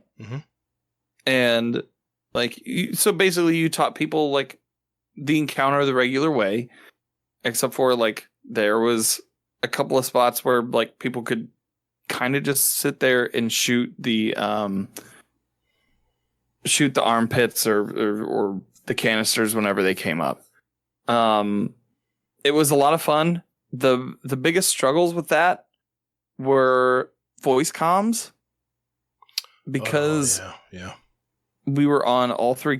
We were on PC, Xbox, and PlayStation, and using each of those comm systems was a major drag. Especially PlayStation. PlayStation changed it like midway through the season where you had to be friends with somebody in order to start a party with them. And so like it was just a whole thing. And so we decided to move to all Discord comms shortly after that. After that season, to help people with stuff. When it was a really awesome achievement. Actually, another unsung hero of that was Mr. Goodbites. When I went to, I wanted to create a bar where I could push a button on my Stream Deck and add and subtract to and from the bar. And it had like a floating anarchy at the top, right? Nice. I like that. And once we hit, that was the 100 mark, was the floating anarchy. And Mr. Goodbites was gracious enough to like hang out with me in a call one night and help me figure out how to do that. And he actually programmed the bar so that it could be used on stream as a goalpost. Oh, that's awesome. That was one of the coolest things of that entire thing production wise. Now, it was a ton of fun helping 102 people get it, especially because like you weren't necessarily sure, like somebody who was prime, like you may have primed the pump for that person like four or 7 or 19 runs in a row, and they still didn't get it. And then somebody who just walks in off the street gets it in one go. Isn't that the truth, ladies and gentlemen? Isn't that the way that Raid Exotic drops go? Pretty much. Yeah. Yeah. And so it was stressful at times, especially like once we got toward the end there, because it was like, I've only got until 5 p.m. to do this, and we're at like 99. And I think like 2 people got it the next go, and then 1 person got it after that. And it was like, okay, we're good. That's cool. So That's a lot of people, man. That's a great accomplishment. Nice Congratulations. job. Yeah. it was a lot of fun, and like the community really pulled together to do that, right? Right. Because like when I felt like we were running out of people to even help do that, like the community really showed up and was like, hey, I got a buddy that needs it. Like, That's cool. I'll get it on his account, or like all sorts of stuff. Yeah. But I think that taught me a lesson of when you're loud about something that you're doing, especially if it's something like for the greater community, they'll boost it. Mm-hmm. And try to help you in any way that they can. Right. That happens a lot in the Destiny community. Yeah. So you just have to, if you're helping people out, be loud about it. Right. And actually help them. Don't say you're going to help them and then not Follow through. do that. Gotcha. Yeah. That's tough for everybody, including me. I'm not the best at following through, but then again, I'm the man of 1,000 podcasts. Yes, so. You are. Yes, you are. All right, Hazel. You got another one there? Yeah, I do. So, question for you here. It is from Mod Sherpa. This is from our Twitter. You know, you know how you said you like, hey, do you collect audio clips? No, but Jaden's the guy that I was talking about. He said, by the way, you would love this question, so go for it. Go for it, Hazel. Exactly. You mentioned his name, and I already have feelings about it. Oh, wow. So it's pretty simple. Is a hot dog a sandwich? It is 100% a sandwich. Put that to rest. Do you hear how tired that answer was? That's 100. Yeah. It's 100% a sandwich. That sounds like a sunburnt, worn out gentleman that is tired of answering that question. I want a hot dog. Yeah, that does sound good right now. I want a Chicago dog. Get some nice ketchup on it. Oops, did I say that? Oops, sorry. I'm pretty hungry now. I am too. Let's see. We had another one for Mr. Dan here, and it was from Golden God. He says, actually, this one is actually from Rye for short. Question for the show for Mr. Danfinity. How much apple pie do you think you could eat in one sitting? Rye always has the most, how shall we say? He's a little out there on his question asked. Okay. I'm kind of here for it, though. Okay. How much apple pie could I eat in one sitting? Like, did my mom make it? Well, Or You is it want her to make it. yeah. is it store-bought Well, apple pie? Let's just say it's Like, not what from is it? it's not from the grocery store. Let's just say it's Okay. Homemade. Okay, let's say, my mom made apple pie. I'm sitting there, and I'm like, do I eat this entire apple pie? And I could definitely do that. I'm going to be 35 this year, so will I be miserable afterward? Probably. But is it worth it? I'm going to say 3 slices. I'm actually going to pull back a little bit. I have to I'm not agree, going to man. be so gluttonous. Once you I'm gonna get say 3 slices. once you get 3 slices, and the next slice just doesn't taste like anything. Yeah. It's like apple pie. Tastes Yeah, like, well, it just tastes like more. it's just it's your taste buds are like, yeah, we got it already. It's apple pie, right?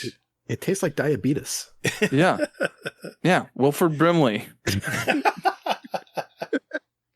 I love it. All right, Hazel. Depends too. Is it also like a la mode? Is there ice cream? With it? Well, no, we have to See, we're talking like, apple pie. I'm taking this as a purist Yes. of just like, this is, you just have the apple pie. You don't have anything else. Right. I'm thinking of the ice cream with it too, and I'm lighting up Oh. a cigarette in my imagination, like. Oh, the games we could play. Oh yeah. All right. So, I think that's all for you at the moment. I think so. Okay. Anything else trickles in, we'll go with it. Mm-hmm. So a question from Teox, aka Laz Rich the Lich. You mean Tal? Question for the show. Have you ever rented a house using VRBO or Airbnb? If so, where did you go and did you enjoy it? We always go to you first, Dan. Oh, okay. Yes, I've used Airbnb on a number of, and I enjoyed my stay there. The first time we ever used it, Jenny and I, it was like back in 2017. Jenny and I took an impulsive, misguided trip to Appalachia, and we it turned out fine. It was a lot of fun, but we didn't like book a hotel room or anything, and I was like still kind of like in band mindset. I was like, no, we'll just do it cheap, and we got an Airbnb. It was fine. The lady that we got the Airbnb from, her bed broke like immediately after we got there. Oh. So it was like I sat down on the bed and it broke. So we didn't have that for like, I think the 2 days that we were there. But, you know, she was extremely like sorry about it. She knocked like a few bucks off the price, you know. It wasn't that big of a deal. I have heard horrifying Airbnb stories, but I have never experienced them. So I don't know. I don't know what to tell you. So it sounds like you had like one of those IKEA beds. How it's like right there on the floor. Yeah, no, it was like a nice thing. I want to recall that it was like a nice bed frame. Whereas, like, it wasn't like an IKEA like cheap made thing, and like maybe grandpapa made it. You know what I mean? Okay. Yeah. I've never used it. My wife always books the hotel, rental car, and airfare all in one. So we've never experienced it. Maybe we should. It's not I bad. haven't. You Yeah, can find I some good haven't. deals. But my wife has actually. She went to a conference for where she worked, and she got an Airbnb in Savannah, Georgia, and it overlooked like this great park and things like this. And she's just like, "This is fantastic. This is better than any hotel." So, People put a lot of effort into it. I've heard good and bad, so I'll reserve judgment till I try it myself. It's a great idea. I mean, it's a great idea. Whoever came up with it, but yeah. Okay, I've got one here from Chubby Wizard. Okay. Question, hang in here. It's a long one. Question for the show. What are your least favorite types of missions and gameplay in video games? This does not have to be Destiny specific. Mine are number 1, any kind of escort mission where you have to keep an incredibly stupid person who runs into enemy fire alive. Number 2, time missions that are beyond difficult to complete at all, let alone in a ridiculously short amount of time. And finally, 3, being able to fall to your death during a boss fight when the God-blessed boss has a shield and a stomp mechanic, what he's thinking about there, that you can send rocketing off whatever ledge you are standing on to your impending doom. Thanks, love the show. Well, he gave us 3 good examples there. What, you have anything to add to that, Danfinity? Fetch quests. What kind? Oh, Not a fan. Help us. Yeah. Batch quest? Fetch quests. Oh, fetch. Okay. Yeah, God, that's so boring, isn't it? Hey, can you get this thing? Please? I'll get, and like, I hated it back in Pokemon. I hate it now. World of Warcraft, go fetch 2 rabbits. I'm like, well, there's one right there and one right. I mean, it took literally 5 seconds. I mean, no time at all. I'm like, what was the purpose of that mission? Mm-hmm. Filler. Yeah. Yeah. Padding. Yeah. Anything else? Bought your time. Yeah. It's fluff content, you know? Yeah. And a lot of games use it, unfortunately. But, yeah. Any others? Any of you guys? I don't know. I think the whole wait, like defend this point kind of thing is kind of getting old with me, at least in Destiny terms. I mean, maybe if they do like a horde mode kind of thing, it would be a little bit better, but they never really go full-fledged into it. It's like always like, hey, here's 7 ads. It's like, ooh. Okay, you know I killed fucking Oryx, right? Yeah, exactly. You know, what are 4 knights gonna do to me? Ooh. You know. Yeah. It's like, come on, let's do something. Yeah, let's goose this up a little bit. Yeah, exactly. Let's put all the ads in one battleground and let's put those all running at me. You know, let me shit my pants a little. Exactly. He wants to. Yeah. What was it that Aura used to say? He's like, I want to be smacked around a little bit. Let there be consequences a little bit. Wait, is that a Hazelism? Yes, it is. I was going to mention that, but you didn't let me get to it. You know, if anybody's listened to this show long enough, what is the one thing I cannot stand in Destiny? It's timed. No, it's timed missions. Let me enjoy the game. I don't want to have to rush by and not enjoy the content in the world you created because I'm on a time schedule. You know what, dude? If I want to be timed, that's in real life. I want to enjoy myself in a game. Quit putting timers on shit. That's my worst. How did you like the Presage mission? Have you done Yes, Master Presage? I've done them both. When you have, people with you helping, solo, it's a little stressful, especially the prestige. But doable. But I think I had 2 minutes left, maybe. It was down to the wire. I mean, if I mistimed any of my shots on the boss underground, I could have had to wipe and had to do it all over again. So, yeah. I mean, just let me develop my own strategy on how to get through this maze of enemies, Don't put a timer on it. That's artificial. I hate to say this word, but it's artificial difficulty. It really is. To me, that's my opinion. Anyway. I had fun zooming through that thing. So like, right? See, there you go. Different players. Different kinds of people. Yeah. I was at the point where I was just like, I don't know if you ever watch Esoteric. Oh, yes. Oh, yes. Yeah. Who doesn't? Yeah. It's just, he moves so elegantly and it's it's a sight to behold when he puts out a video. And It is. I was like, okay, I see his strat and I dig it. I'm going to use it. And so I just used those timed runs as a way to perfect that run style, and it's super satisfying to like master. Well, that's why I said it was my opinion, because I realize some people love the speedrun stuff. I mean, hell, our fast fire question and answer segment's called the speedrun, for God's sake. But I everybody's different. So he asked the question, what was my least favorite type, and that's mine. So let's see, Hazel. How you doing on time, Dan? Just want to pop in. I'm good. Okay. All right, Hazel. Got another one? Of course. Here we go. Okay, question from Joker. Jokers -P8 Team Quoria. Question for the show. What is the hardest boss fight you have ever beat? It doesn't have to be a Destiny boss.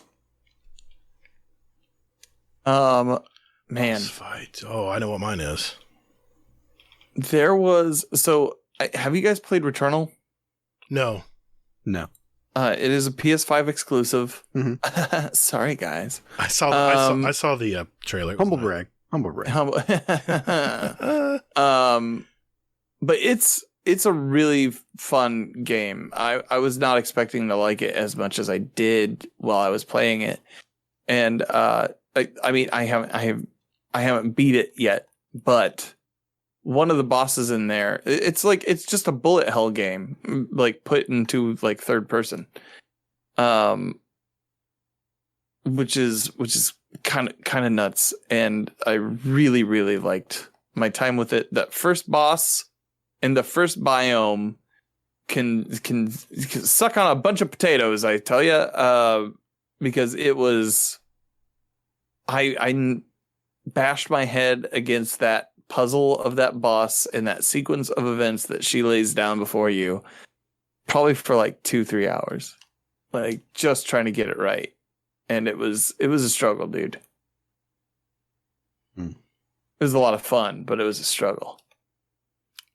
I'm going old school because I invested so much money in this stupid game.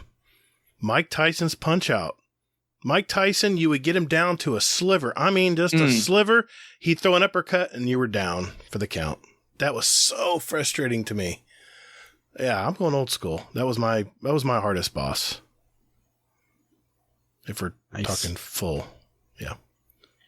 Hazel? Mine, I mean, I'm torn between going with like any of like the Dark Souls bosses. Mm-hmm. Just because they're all assholes. And leave it to me to be corporate shill guy. But fucking Skolas. Oh. Like OG Skolas. The sickness. They nerfed him. Yes. Before everybody figured out what swords were. or you could just wait till Solar Day. Well, no, because that even buffed him too. Oh, that's right. Yeah. But so it was either you beat him or he kicked the hell out of you. Yeah. Because Skolas was an ass. Yeah, good point. That'd be my second place one. That's a good one. Yeah. And nothing felt better than beating him and going like, yes. And then I only have one clear. What? Yeah. Really? One clear on Prison of Elders. We had a guy in our clan at the time that would run. He loved fighting Skolas. And anytime anybody said the word Skolas, he's like, I'll help you do it. And the guy just got it down, man. He was so good. I honestly don't remember who it was. If I'm thinking back here, I'm old. Okay. So yeah, yeah, God, that's a good one, man. I have one from Ronan Red Lion here. Question for the show. What's your favorite unofficial nickname for a Destiny character, place, or item? The new Hunter Pants. There's like star scale blah blah blah blah blah blah. I just call them flounder trousers. Nice. That's Hazel. it. Hazel, you got one? I'm trying to find it. What the hell was it? There was a sparrow. And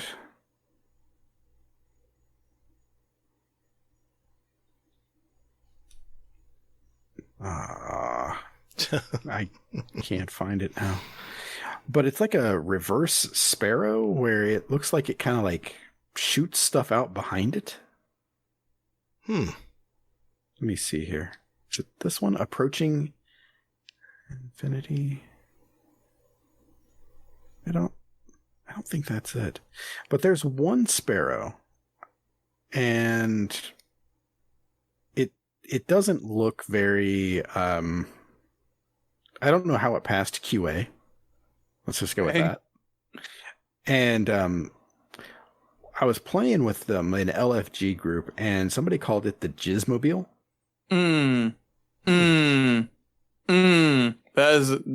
That's the name. Is it really called a Jizzmobile?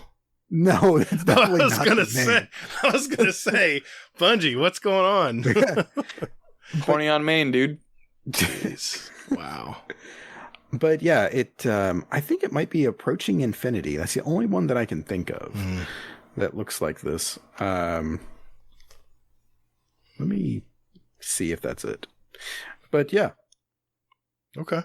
And it just looks like it gives off like some like white vibe kind of thing under like behind you. White? Would I so many of them do that. For fear of being gross. Splooge exhaust? Pretty much. Okay. Yeah. He said that, and I thought of I'm like, wow, that really does kind of look like that. And then I was in my head calling it the dick wagon. Oh, yeah, that's right. That sounds better. I remember that one. Better. Oh my god. Yeah, that was a quality control slip. That definitely was. Oh boy. Yeah. That's something else. The dick wagon. I don't really have any nicknames, really good nicknames, other than the Voop Cannon. I always call a lot of fusion rifles Voop Cannon, so I'll leave it at that, especially that Bastion. Okay, Hazel, a couple more maybe? Sure. Okay. All right. God, so many good questions. Some of these I want to avoid, just out of fear of... Dan will never be back. Yeah. I mean, test me. Try me out. Okay. All right. If there's one thing that can't be said about me is that I'm untested. I'm tested constantly. Okay. All right. We'll go with this. All right. I'm going to do it. Jealous the Kid. Question for the show. Do you think marching band is a sport? Yes. 100%. Yeah, there's competitions. He says, I will never recognize it as one. High schools count it as a gym credit. No, disagree. Okay. Dude, they're marching around. They got all sorts of heavy instruments on them. As somebody who's a musician, this is the wrong question to ask. Were you in marching band? Were you in marching band? I was never in marching band. I was in bands. Okay. Gotcha. I was in like rock and roll bands. Gotcha. I've lugged a Fender Bassman around before. Those kids are doing something very magical and very, very special. Of course, it's a credit. They may be nerdy, fine, sure, but don't yuck somebody else's yum, sir. Yeah, come on, man. And being a marching band, I was in marching band and played football. Go figure. My favorite time of year in marching season was going to what's now known as something else, but it used to be called the Citrus Bowl in Orlando. Mm-hmm. And I would watch the big state band competitions. And man, you could sit up high there and see some really cool stuff. Really entertaining. I mean, I always hated it when it was over. But you started with your local bands as a regional, and that's the one I would participate in. We weren't the greatest. I mean, we were probably top middle, but there were some bands that you could tell they just put a lot of time in what they did, and it was outstanding work. And yeah, it's a competition like anything else. So yeah, I've kind of say it's a sport. So, Hazel, you didn't answer the question. Is Hazel still in here? I don't know. I don't hear him. Hazel? Hazel! Hazel, please come back.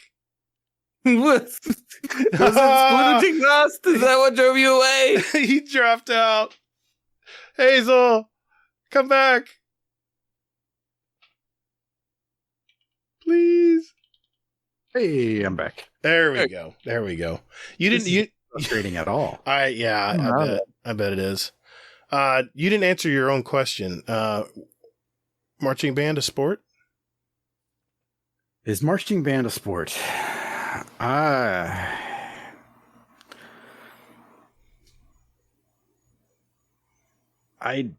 don't know. I don't know. Every time you go quiet, I freak out. Yeah, exactly. Same here. But yeah, I don't know. I mean, part of me wants to say yes, just because they're doing like physical activity and that kind of thing. Mhm. But another part of me thinks that it's not. I don't know. Anything is more complicated. That is true. That is true. Yeah. So, okay. We don't ask wrestlers, yes, wrestle this guy, but also hum the Pledge of Allegiance. All right. Just into this kazoo. You guys converted me. Okay. There we go. All right. I have one from Soccer, iSoccer Question for the show. Do you ever get tired from the long episodes? Yes, we've been known to have fairly long podcasts, a little longer than the norm probably. But we have so many segments in our show that it just flows well for us. We've been trying to figure out how to cut content and stuff, but it's like cutting off an arm, you know? It's really hard to do. It's we've been doing it for 2 years now. We're a kid, you know? It's exactly. I mean, kill a kid. It's like, how hard is that? Well, I just mentioned, I thought about cutting the music segment because it really doesn't go with Destiny, if you think about it. But it's something that a lot of past podcasts have carried on, and we're kind of carrying on the tradition of doing it. So I don't ever get tired from it. I usually get energized. In fact, once I get into conversations, it's like time flies. So yeah, what do you guys? It's more a community thing. Yeah, you know what I mean? Exactly. Okay, so you guys concur. All right. I will say, as somebody who runs a show, runs multiple shows, mm-hmm. I kind of tend to like making shorter stuff. Yeah. Just so I can actually edit it. That's it. You could almost say that we have like two podcasts in one because we have so many segments. Any one of these segments could probably stand on its own as a podcast. So you know what you could do? I'm like, this is just me spitballing here. I'm listening. Mm-hmm. All right. You take some of that stuff that you think maybe doesn't fit into the Destiny pot, and you still record it. You still record it the same day, right? Mm-hmm. And you take those things, because you guys record in segments. Right. You take those things, start a Patreon episode. And you do that as the Patreon episode. That's where the true folks are. Good point. The true Guardian Downcasters. Right. They'd support you. Good point. That's just my 2 cents. That's a great as somebody point. who makes content. Very good. We'll have to think on that one. Yeah. Cool. Interesting. Folks, tell them I'm wrong. All right, Hazel. Take us out, brother. Your choice. Right. And Mr. Danfinity, why don't you pick one? You've been here before. Pick one you think you want to ask, and I'll let Hazel ask one, and then you take us out. Okay. Yep. Pick one question that I want to ask you guys. Or you want to ask, period. All right. Okay. You'll find we have I got one. Quite an assortment. I got Okay. one. Go for it. Why mayonnaise? Why mayonnaise? Hazel, you want to answer this one first? Sure. I'll go. Because it's good on Philly cheesesteaks and BLTs. Yeah. Only 2 applications for a whole sauce platform. Mm-hmm. Yeah. Cheesesteak. Cheesesteak has to have mayonnaise on it. I mean, that's a critical part of the sandwich. You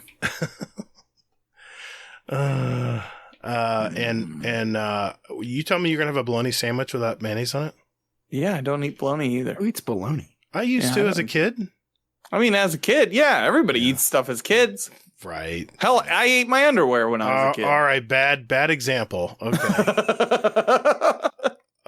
And then I turned to 15 and I learned better. Now I will say this: as I've gotten older, I don't use mayo as much, but there's some stuff like a cheesesteak, man.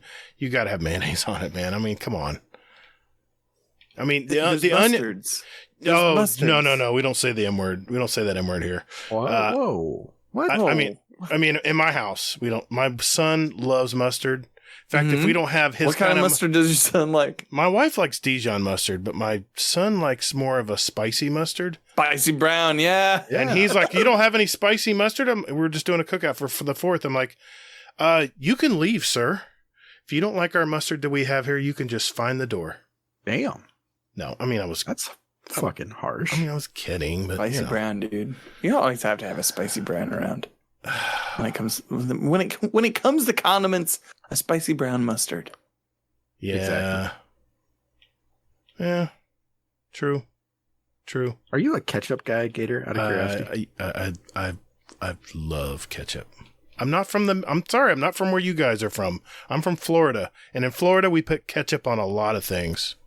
I mean, I put ketchup on stuff. It's not like it's a foreign food here. Fries, hot dogs, hamburgers, you name it. Ketchup is a staple at my house. Okay. Yeah. Thank you for respecting that, Dan. Thank you. I mean, those are all common things that you would put ketchup on, but okay, yeah. Yeah, hash browns, yes. Ketchup. Huh. Nope. Standard things. I don't put ketchup on. I don't do weird stuff with ketchup. Where is your standing on a hot sauce? I see. I've got issues with stomach, so I can't. I love trying stuff. I'll take a dab of some really hot stuff at Tijuana Flats here in Orlando, but I'm usually paying for it later. It's a risk reward thing. Yeah, it always is. What's your stand on it? I'm generally for it. Okay. I like that political answer. Look, I got nothing against it. Yeah. I have a bottle of Shaquandas right next to me. Or I did. Where's that bottle of Shaquandas? I had it earlier. I don't know what happened to that. I'm gonna have to find it later. Did you come up with that question on your own? I'm looking for it here. Why mayonnaise? Yeah, I'm looking for it in here. I don't see it anywhere. Yeah, I came up with that by myself. I'm going crazy. I'm going, where is the pen question? I don't see it in here. I'm like, oh, he probably made it up for us. Okay. Yeah. My bad. That's me asking you a question. Okay. I want to know what kind of people you are. All right. Now I know you're mayonnaise people. It's cool. Fine, just whatever. It's limited though, Dan. It's limited mayonnaise. I'm not slathering mayonnaise on everything. Once you open that door. So. Well, really? I'm intrigued now. I'm like, all right, honey, let's get the mayonnaise. Once you open the mayonnaise door. Can't close it. Just never seems to stop. All right. Huh. Interesting. Well, Danfinity, thank you for answering candidly for us. And community, thank you very much for your questions. If we didn't get to your question this week, don't worry. It's pinned nice and neatly in our podcast questions channel in our Discord. So if we didn't answer it, it is definitely in line to be answered in a future podcast. So we do thank you for all questions that you leave for us. And if something comes up, you're thinking of something and a question comes to mind, throw it in the channel. Me or Hazel or one of our admins will pin it and save it for a rainy day. So thank you for that. All right. Well, let's move on to our final segment of our show. This is where we add our songs to our playlist. And before that, Mr. Elmer Fudd has something he'd like to say. Guardian Downcast. Guardian Downcast. Yeah. Guardian Downcast. This is an intro. Guardian Downcast. Guardian. Not copyright. Guardian Downcast. Thank you, Mr. Elmer Fudd. This is our final segment of our show. We would like to pick our songs for our award-winning Guardian Downcast show playlist. It's just a sample of what the two of us and our guest, Danfinity, here like to listen to, and we invite you, our listeners, to listen to it as well. Just search for Guardian Downcast show playlist on Spotify, and it's now on iTunes as well. I always put the link to both of those playlists in our show description, our show notes. So look for them there if you want to follow along and see what we've been picking. And this monstrous playlist now has 721 songs, 51 hours and 44 minutes of music representing all of us and all of our past guests since our inception. So, and sometimes I'll even post some videos in our music and TV segment of our channel in our Discord if you want to find out more about them. I did want to mention one thing before we get started, Hazel, Danfinity. Mm-hmm. No. Okay. No, go ahead. No. We had go ahead. Okay. We had a listener. Please go ahead. You sure? Oh, after you. Okay. If you insist. All right. We had a, don't know if you knew this, Danfinity, but we had our tribute show last week. Me and Hazel took the 4th off, and instead of not having an episode, we decided to put out a best of, you could say. We called it Tribute. That was the name of of our podcast last week. And Minor in our Discord said, you know what? I think in honor of the completely awesome tribute episode, I think the song Tribute by Tenacious D should be added to the playlist. So if it's not on there already, and I did check, it is not on there yet. And I'm going to leave it to you, Danfinity. What do you think? Should we add it? Sure. Yeah. Knock it out. Done. Why not? Done. Give the people what they want. I'm going to do it. And then H asked actually about Tribute by 311. Okay. You know what? All the tributes. Every tribute. You know what? What the hell? It's already a monsters playlist. What's that going to hurt, you know? Okay. What's 70 more songs? Done. Yeah, Done. anything with the word tribute in it. Done. You know what? That's it. No more requests, guys. No more requests. You come on the show, you can put songs on our playlist. So I'll leave it at that. But yes, we will honor both of your requests, and we'll make sure we add those 2 songs. So I will start with Mr. Danfinity. What did you pick this week? And maybe why? Okay. So I picked 2 songs. It was tough. I do listen to a lot. I usually every year make a year-end list of like the songs that I've been listening to throughout the year that have been released, and a couple that have popped up recently. Mm-hmm. One of them is Joystick is the name of the band. Mm-hmm. And they have a song called Parallelograms. They are ska. It is ska as fuck. I dig it. I dig it a lot. I'm ready for this 4th wave to come. Okay. I can get into that. Yeah.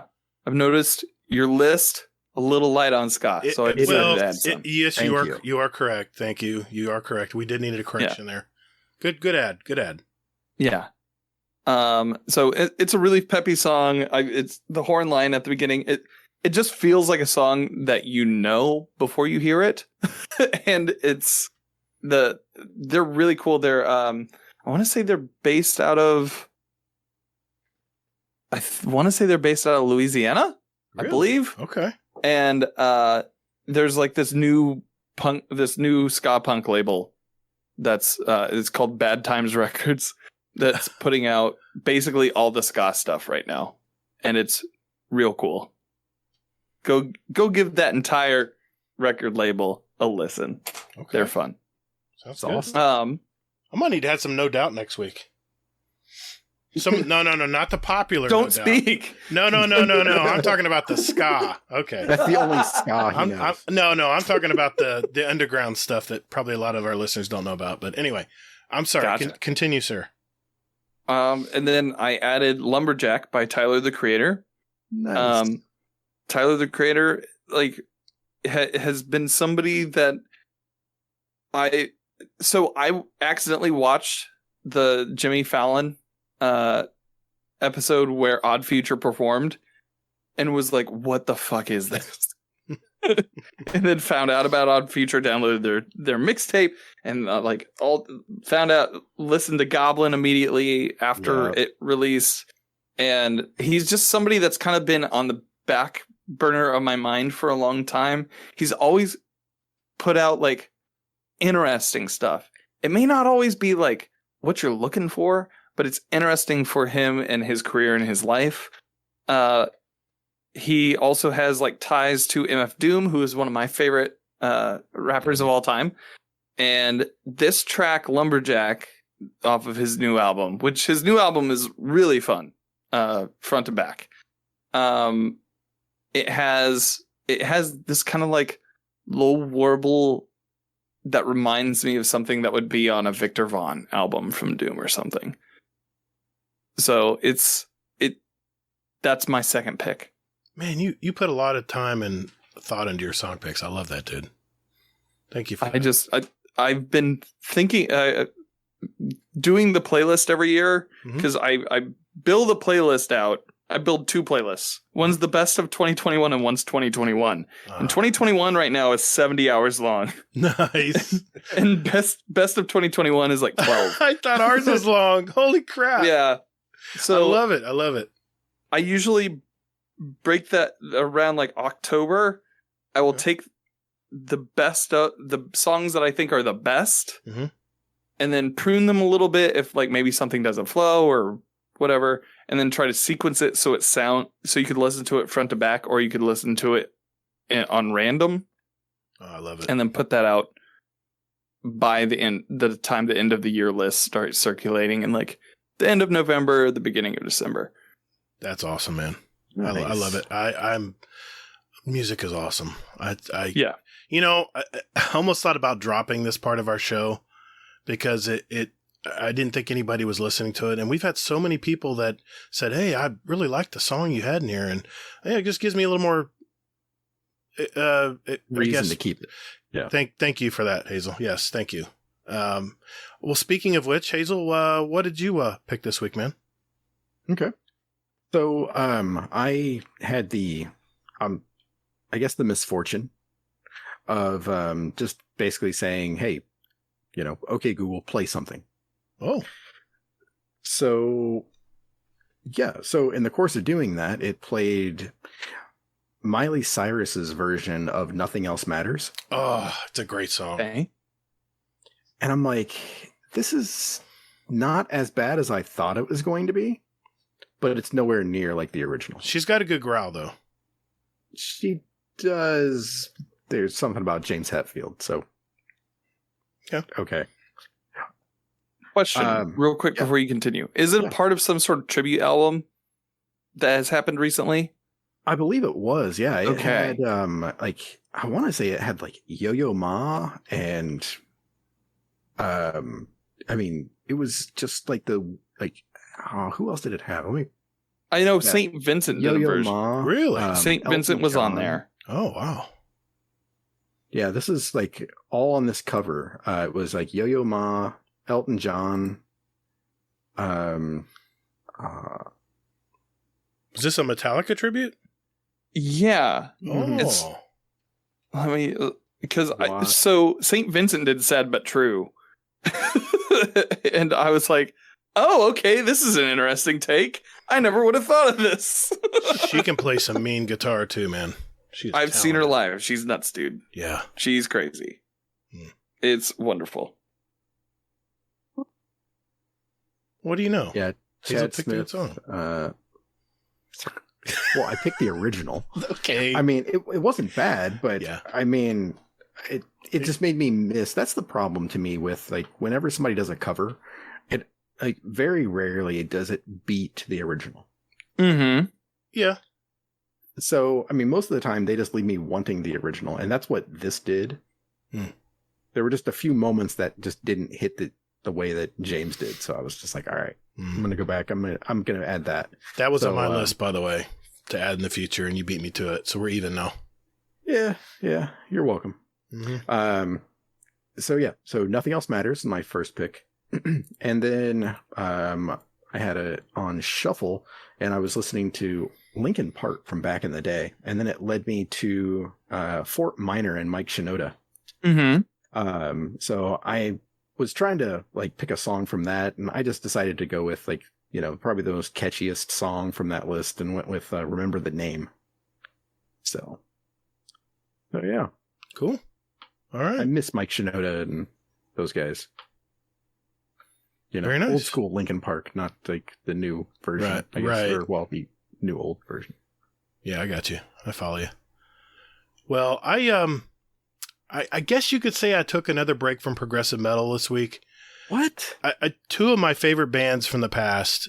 One I'll mention next week, but this one I had to mention this tonight. In fact, I had to change the song because this one sounds even better than the other one.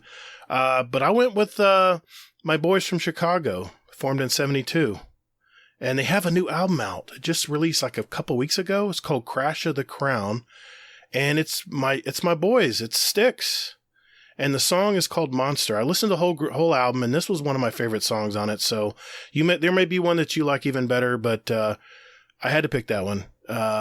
It's called Monster, and it's from Styx, and the album is Crash of the Crown. All right, for my second pick, stay with me, guys. My wife and I are watching a show on Paramount TV now called Cradle to Stage. It's produced by David Grohl, from, of course, the Foo Fighters.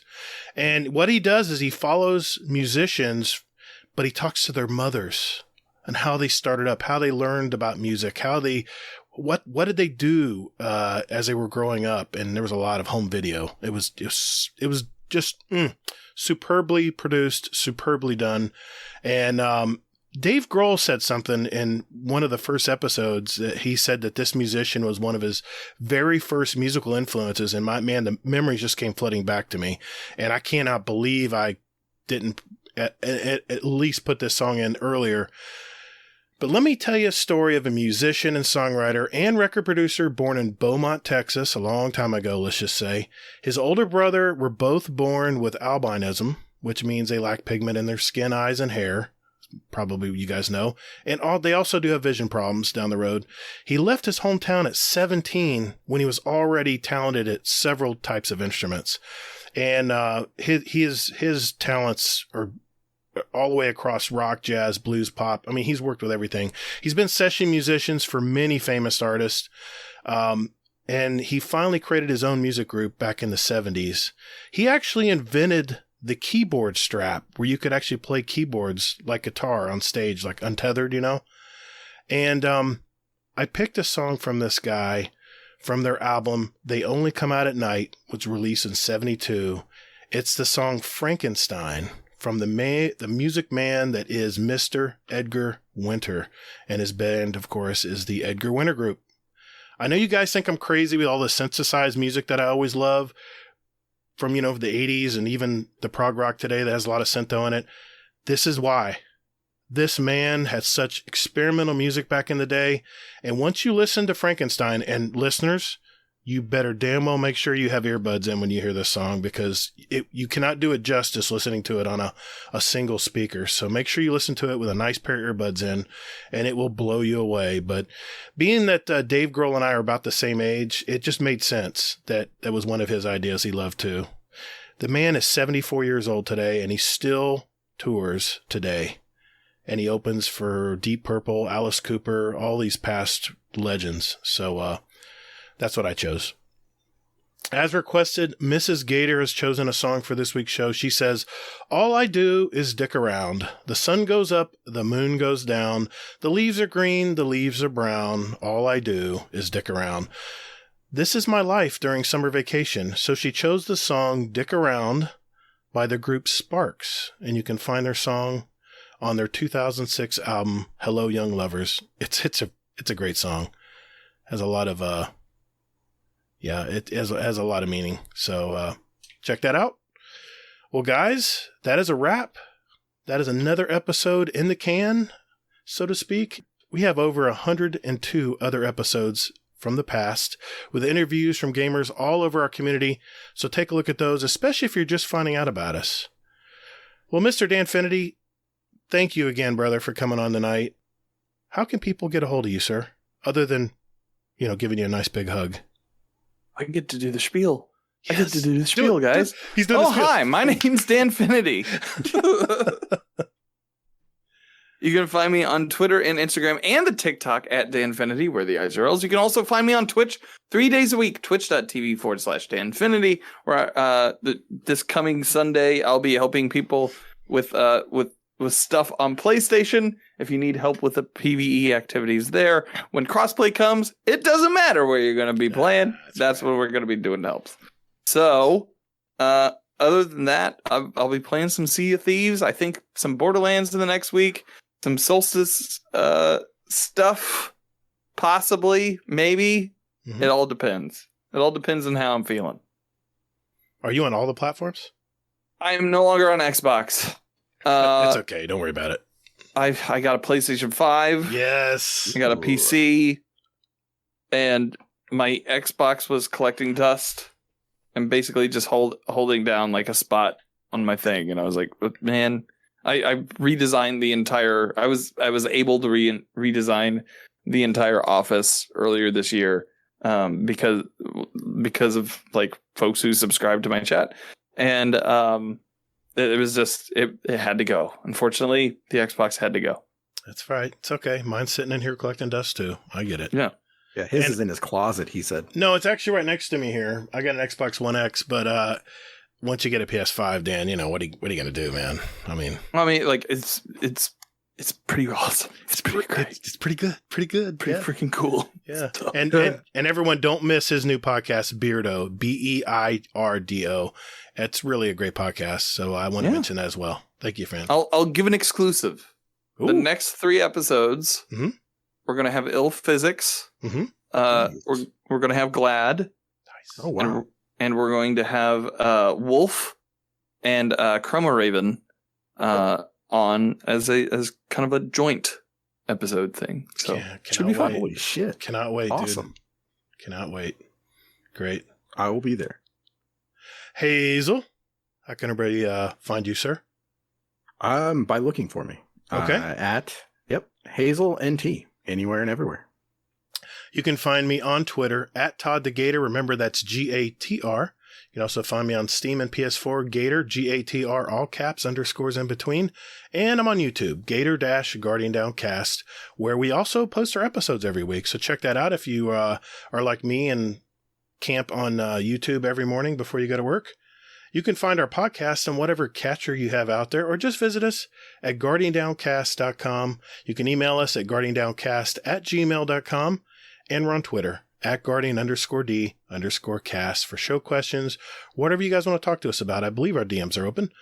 Like I said, GuardianDowncast.com for all the contact information.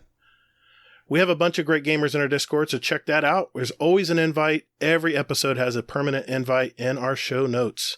So feel free to jump in there and say hi to everybody, or just want to hang out and just chill and see what everyone's talking about.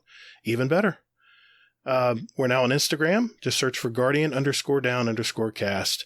And hey, Dan, could you throw us maybe any kind of pick, whatever your choice, dude. And Mr. Hazelnut here will throw it in our Instagram if you don't mind. Sounds good. Yeah, Thank you, sir. Appreciate that. Yeah, thank you. It'll be of my sunburned ass. Good. Perfect. Everyone will be able to visualize. I like it. Sure, that'll be an exclusive. Yeah. I think we just found the title of our show, by the way. We're getting all sorts of exclusive stuff. Well, we cannot end the show without a Scum Desk Corner. And we got a 2-parter this week. So check it out. What's going on, Mr. Uncle Scumdeath? Hello, and welcome to Scum Desk Corner. England! We've just beaten Germany for the first time since 1966. Right, let's have it. Oi! Stop kicking the ball around the field. Oi, right, that's it. Yeah, come on, England. Let's have it. We're going to win these Euros. We're here, England! Hello, and welcome to Scum Death Corner. England! Just beat the Ukraine. Oh, let's have it. Let's have it. We're going to win this. We're going to score one more than you. England! 4, 3, 2, 1. Hello! England lost in the European Championship finals. We're all gutted. What do you say? They were bloody rubbish. Oh, yes, they were. Absolutely gutted. OMG. What the hell? Anyway, love you all. Bye. Yo! Hey, everyone. Continue to be safe out there. And more importantly, take care of one another. Guardians are measured by their ability to come back from defeat. So stand. Fight! Thank you all so very much for listening. And later, Guardian. Coddled. Scooby-Doo!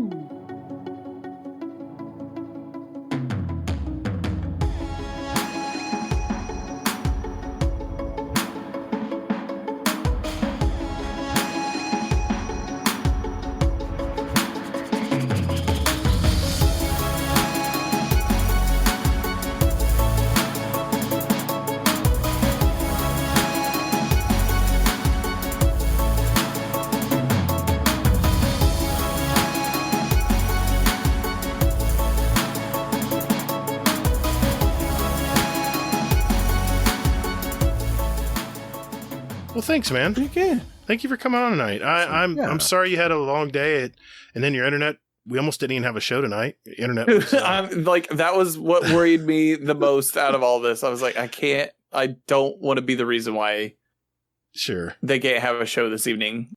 You can go rest your eyes now for like what 30 minutes before your next podcast starts. Yeah, exactly. I actually just messaged somebody. I messaged D because like he didn't send me his files from last week's episode. So I'm like, hey bud, that's the mind of a producer, man. We're always thinking those. About it. Yeah, man, I hear you. I'm very excited. This marks, by the way, 2 years since our very first podcast. And I got to thinking about it. You know, Hazel, what would be great with a 2-year anniversary? Jesus Christ. University? Excuse my French. Your podcast has an associate's degree? Stop it. All right.